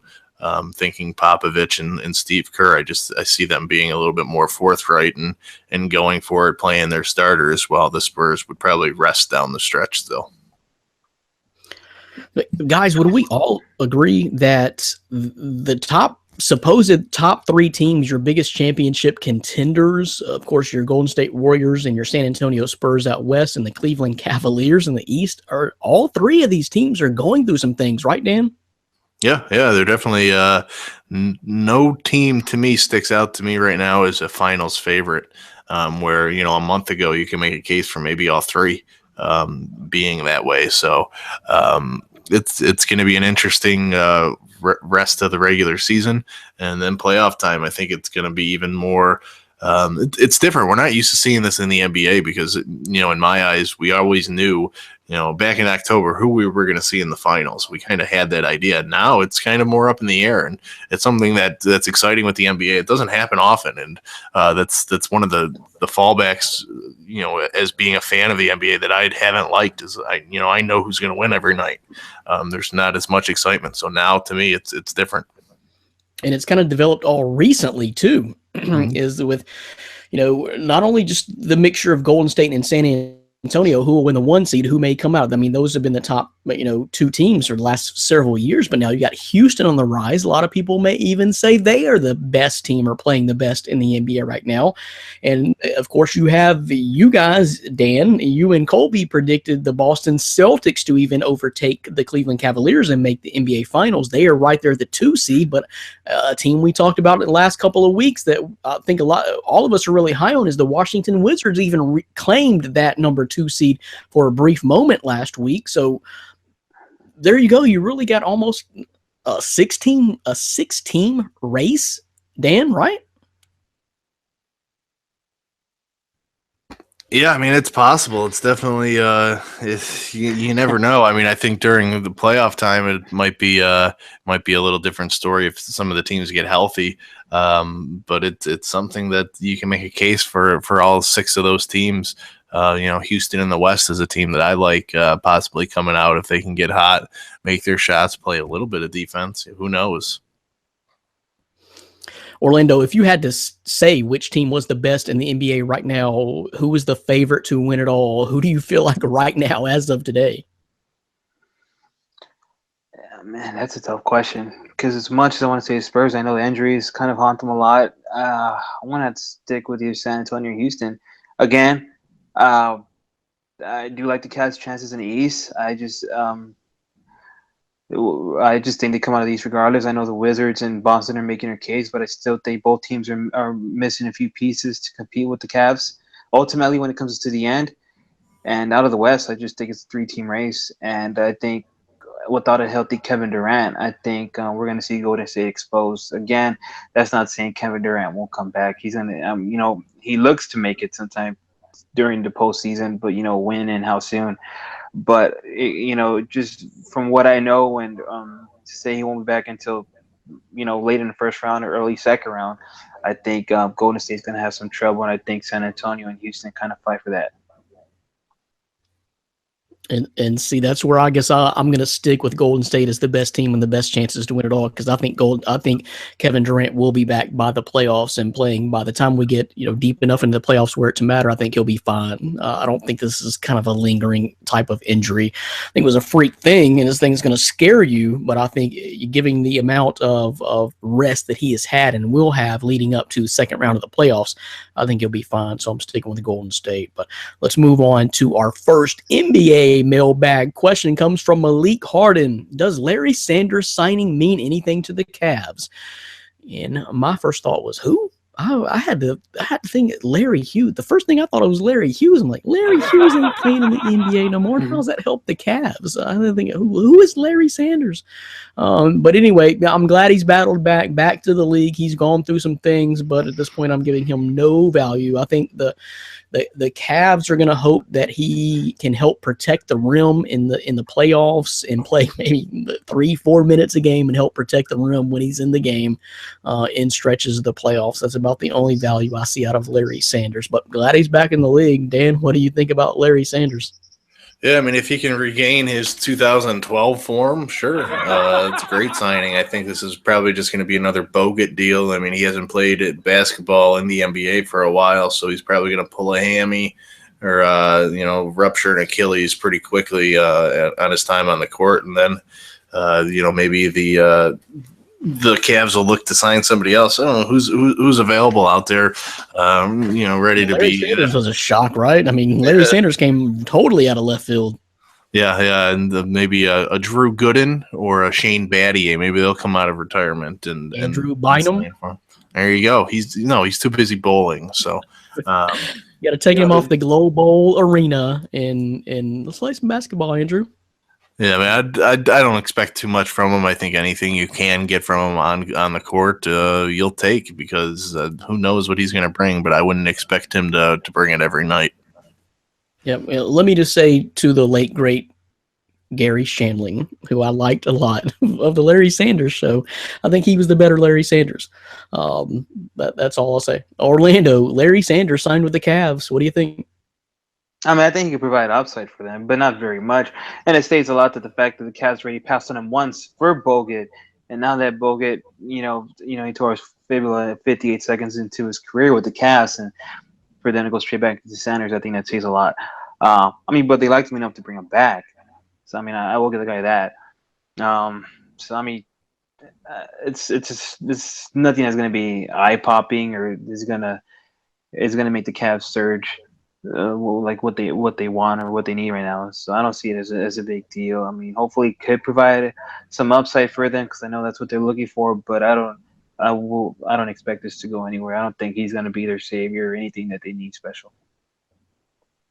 Yep, I agree. Not going to be enough minutes or production there to make a difference. It's interesting. It's just not going to equate to anything meaningful on the basketball floor in my eyes. But thanks for the question, Malik Harden, because I don't even remember seeing the signing. But thanks for bringing it to our attention. And I don't know. I don't think it really matters at all. Our next question. I'm going to save this for the finale and let Orlando spit fire. So I'm going to go to Dan first. But the question comes from Captain Obvious, a.k.a. Tim Lanner. The Spurs are done. Agree or agree? He didn't give us even an option. I just noticed that. There's not even an option here. Agree or agree. Ooh, we have been bashing on some San Antonio Spurs the last few weeks. And I think My Fantasy podcast crew and peeps are feeding off of this frenzy that has grown here on the podcast. What is going on? And this comes from a Memphis fan. Y'all are rough. Y'all are rough around here. But Dan, you first. Spurs are done. Agree or agree?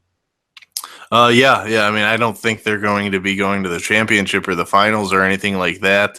I think Tony Parker checking himself into an assisted living facility is more likely than the Spurs going to the finals. Wrong, Orlando. They're just a little bit too reliant on Kawhi in my eyes to make a serious run. And with this Aldridge issue, if he's back, great. Yes, I would say that instead of an agree, you would put a disagree up there. But it's going to take one heck of a run from them this postseason if they're going to want to make it back to the finals, because it's we all know how tough the West is. And Tony Parker, Manu Ginobili, I think we all saw the picture that Orlando showed us with Manu Ginobili in 2K56 or whatever it was, and how he's still playing. He still looks like a bird. And I thought it was Anderson Cooper. His hair was very great. Yeah, so I mean, they're not getting any younger. So if they're going to do it, it's going to be now. But Tony Parker has to be in bed by 4:30 for his early bird dinner with Matlock, and he's just it's something he's got to do before his game. It's a ritual. So put on that Matlock, go to shoot around, and come back and drink some herbal tea before the game. So you're saying he ain't even staying up for Murder, She Wrote at this point? Yeah, no. What was her name? Jessica something. Yeah, Jessica Lange. Yeah, she doesn't have a fan in Tony Parker. So, he's in bed by then. But we'll let Orlando respond. And I'm with you, Tim Lanner. Agree. Okay, well, first, Orlando, let me say I don't agree. I'm with you, Orlando. I got your back. We're a tag team in this thing. It's the festival of friendship here. I don't agree. I mean, what are y'all looking at? The Warriors are having some issues, folks, if you all haven't noticed. The Warriors have lost 3 in a row for the first time in almost 4 years. So they ain't playing great, in case you didn't know. And the Spurs did just claim that number 1 seed. Now, if you're talking about a championship, there's too much to play out. The health of Kevin Durant. I really don't think Aldridge is going to have a long-time issue with this. Hope for the best. I really hope for the best, of course, but I don't think he's going to have any long-term injury or a long-term effect here from this. I think hopefully it was just an irregularity, a heart irregularity, and not some sort of serious developing condition there. But the Spurs problem remains Tony Parker. I do agree with Dan on that front. They missed at the trade deadline. Orlando pushed for Ricky Rubio. The T-Wolves wanted done of Ricky Rubio at all costs. The Spurs missed a huge opportunity not making that happen somehow.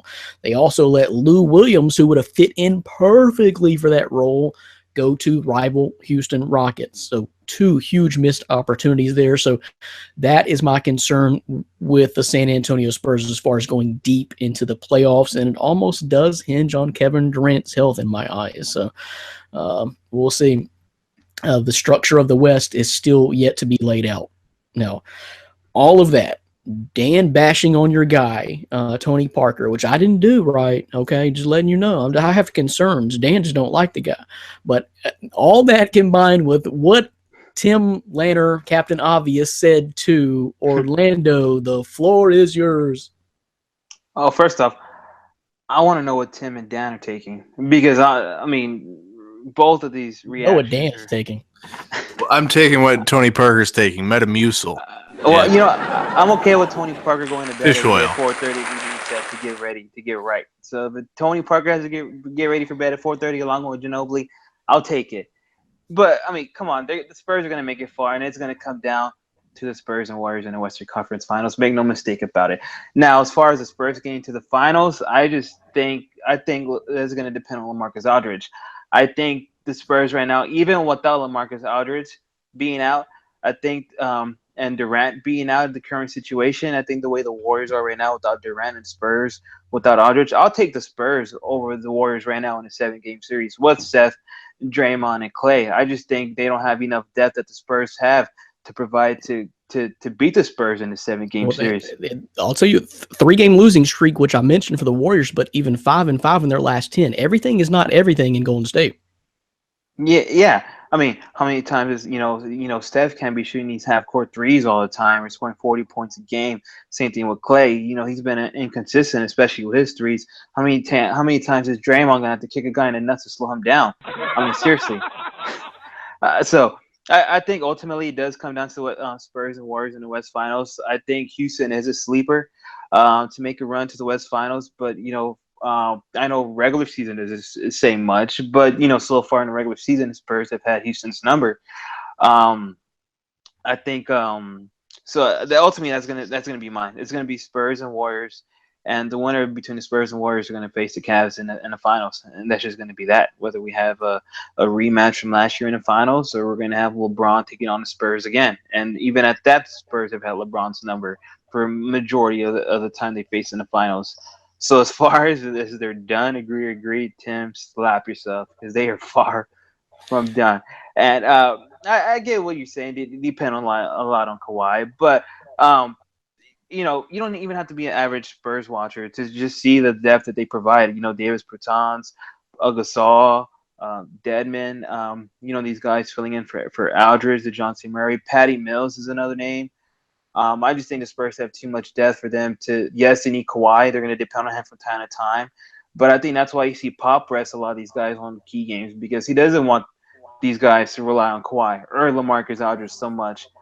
You're going to see these guys get more minutes going, finish out April and finishing out March and going into April, because he wants them to get that, to get seasoned up a bit more, to get more of that game time experience ready for the playoffs in case Kawhi were to suffer something like the concussion or the head injury he suffered, or if they were to miss out on another big star during the playoffs or during their run. So as far as they're done, no, they're far from done. Let me ask you this real quick, Orlando. Just pop to me. If Minnesota were to offer this deal back before the trade deadline, Tony Parker and Danny Green for Ricky Rubio, would you have taken it? I would have taken it. Danny Green. There's just times I'm ready to push a guy off the bridge. Danny Green is a headache sometimes. I know they got him there for mainly defense, but there's sometimes on the perimeter where there's just guys shooting over him. So Danny Green is a bit. It's a love-hate situation with a lot of Spurs fans here in Danny Green. I love and hate the guy. Love him, but sometimes you're just ready to choke him.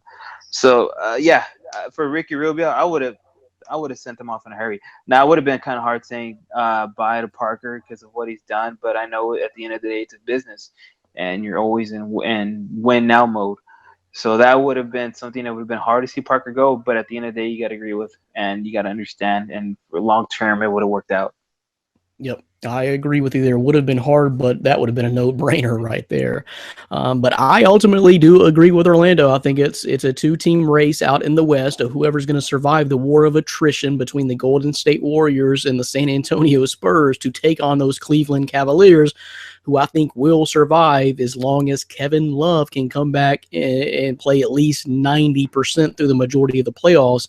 You got a three-team race there, and so whoever wins out of the West will face the Cleveland Cavaliers and probably win the championship is the way I'm feeling right now. But that's it. That is it, folks. We got to go. We got to get out of here. So before we do and wrap up My Fantasy Podcast, let's hear from Dan what's going on the site right now. My Fantasy Podcast or MyFantasySportsTalk.com. Besides all the NFL profiles, Dan, you were telling me before the podcast you got like 15 ready to go and scheduled. Don't want to crash our servers though, but we have done an upgrade. We are handling all the traffic we're getting right now, which is a lot because of your draft profiles, everything going on in the world of sports right now, but also those entertainment guys. Yeah. Obviously, we're covering the NFL draft. We're going to have our NFL draft show, round one, live. We're going to do our own live draft show, so I'm looking forward to that. I've been scouting all the prospects. We're into triple digits on how many profiles I've already completed that have been published on the site. So we're into triple digits on there. So if you're looking for a draft prospect, want to know about them, we definitely have it. NFL free agency this past weekend has been crazy, but we've covered it. Orlando's been on the latest breaking news. We've done a great job there. And then, entertainment, the entertainment section is always going to bring you every superhero you ever thought of, every comic book you want to read, the TV shows about them all. And coming up, they're going to be doing their own March Madness brackets with superheroes themselves. I don't know how it's possible. But it certainly is, and it's certainly something that's going to happen at the site, so make sure you check it out. And then just on our social media pages, make sure you like us on Facebook, on Twitter, follow us. But we got it all going on, and NFL Draft is going to be huge for us coming up in a month or so here, and we're going to have it all covered. So the entertainment guys are going to put their own superhero bracket together. Is that what you just said? Yeah, something like that. They were talking to me about it today. I was in and out of excruciating screams of pain with my back, so I wasn't paying too much attention to it. But I said okay, and it's going to happen. And look forward to on the site. It probably as we're airing right now on WBLZ, it's going to be in our entertainment section. So check it out. I'm gonna have to get in on that. I had no idea that was going on. Yeah, it's happening. It's going on. There's gonna be polls. You can vote, and it's gonna be a whole bracket thing. So we'll look forward to it. That's almost too much. Are you kidding me that the entertainment guys are going to put on a superhero bracket? There's a bracket for everything now. So that's a must. You might want to everyone listening might want to grab their phone and set a reminder right now, if it's not posted yet, to check back daily for that, because that's going to be insane, because those guys are filling up the entertainment articles, all the sports stuff, all the draft coverage. And again, Dan talked about, we're going to be live on draft night here on My Fantasy Podcast Thursday night, April 27th, live for the first round of the draft. So you cannot miss that. Going to be a huge show. We normally do it about 2 hours, may have gone even long today, but this is going to be 3+ hours of coverage on draft night. So do not miss it. Do not miss us next week on My Fantasy Podcast. We're going to dive a little bit deeper into the NCAA March Madness, all the upsets, all the favorites that advanced, Sweet 16 preview and predictions from all of us guys here on My Fantasy Podcast. The NFL free agency updates. We'll take a look at the NBA playoff picture as we near that a little bit closer. And of course, answer all of your mailbag questions. We appreciate all of you that submitted mailbag questions this week. Keep them coming. Keep watching. Keep clicking. Keep listening. YouTube Live. Check us out on the replays. Check us out MyFantasySportsTalk.com.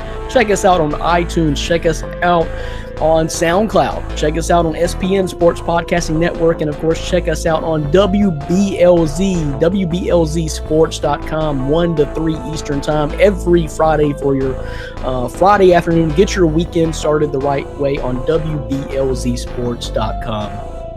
Thanks for listening and watching My Fantasy Podcast. Come back next week, and we'll have more March Madness for you. See what all these guys talked about that they were right or wrong about, and we'll do it all again and see if we know what we're talking about. It's the March Madness, and hopefully Stella will be moved out of the area and Dan will be upright again and back to his 100% self. For Dan Chalk and Orlando Torres, I am Brandon Reed. We will check you out next week.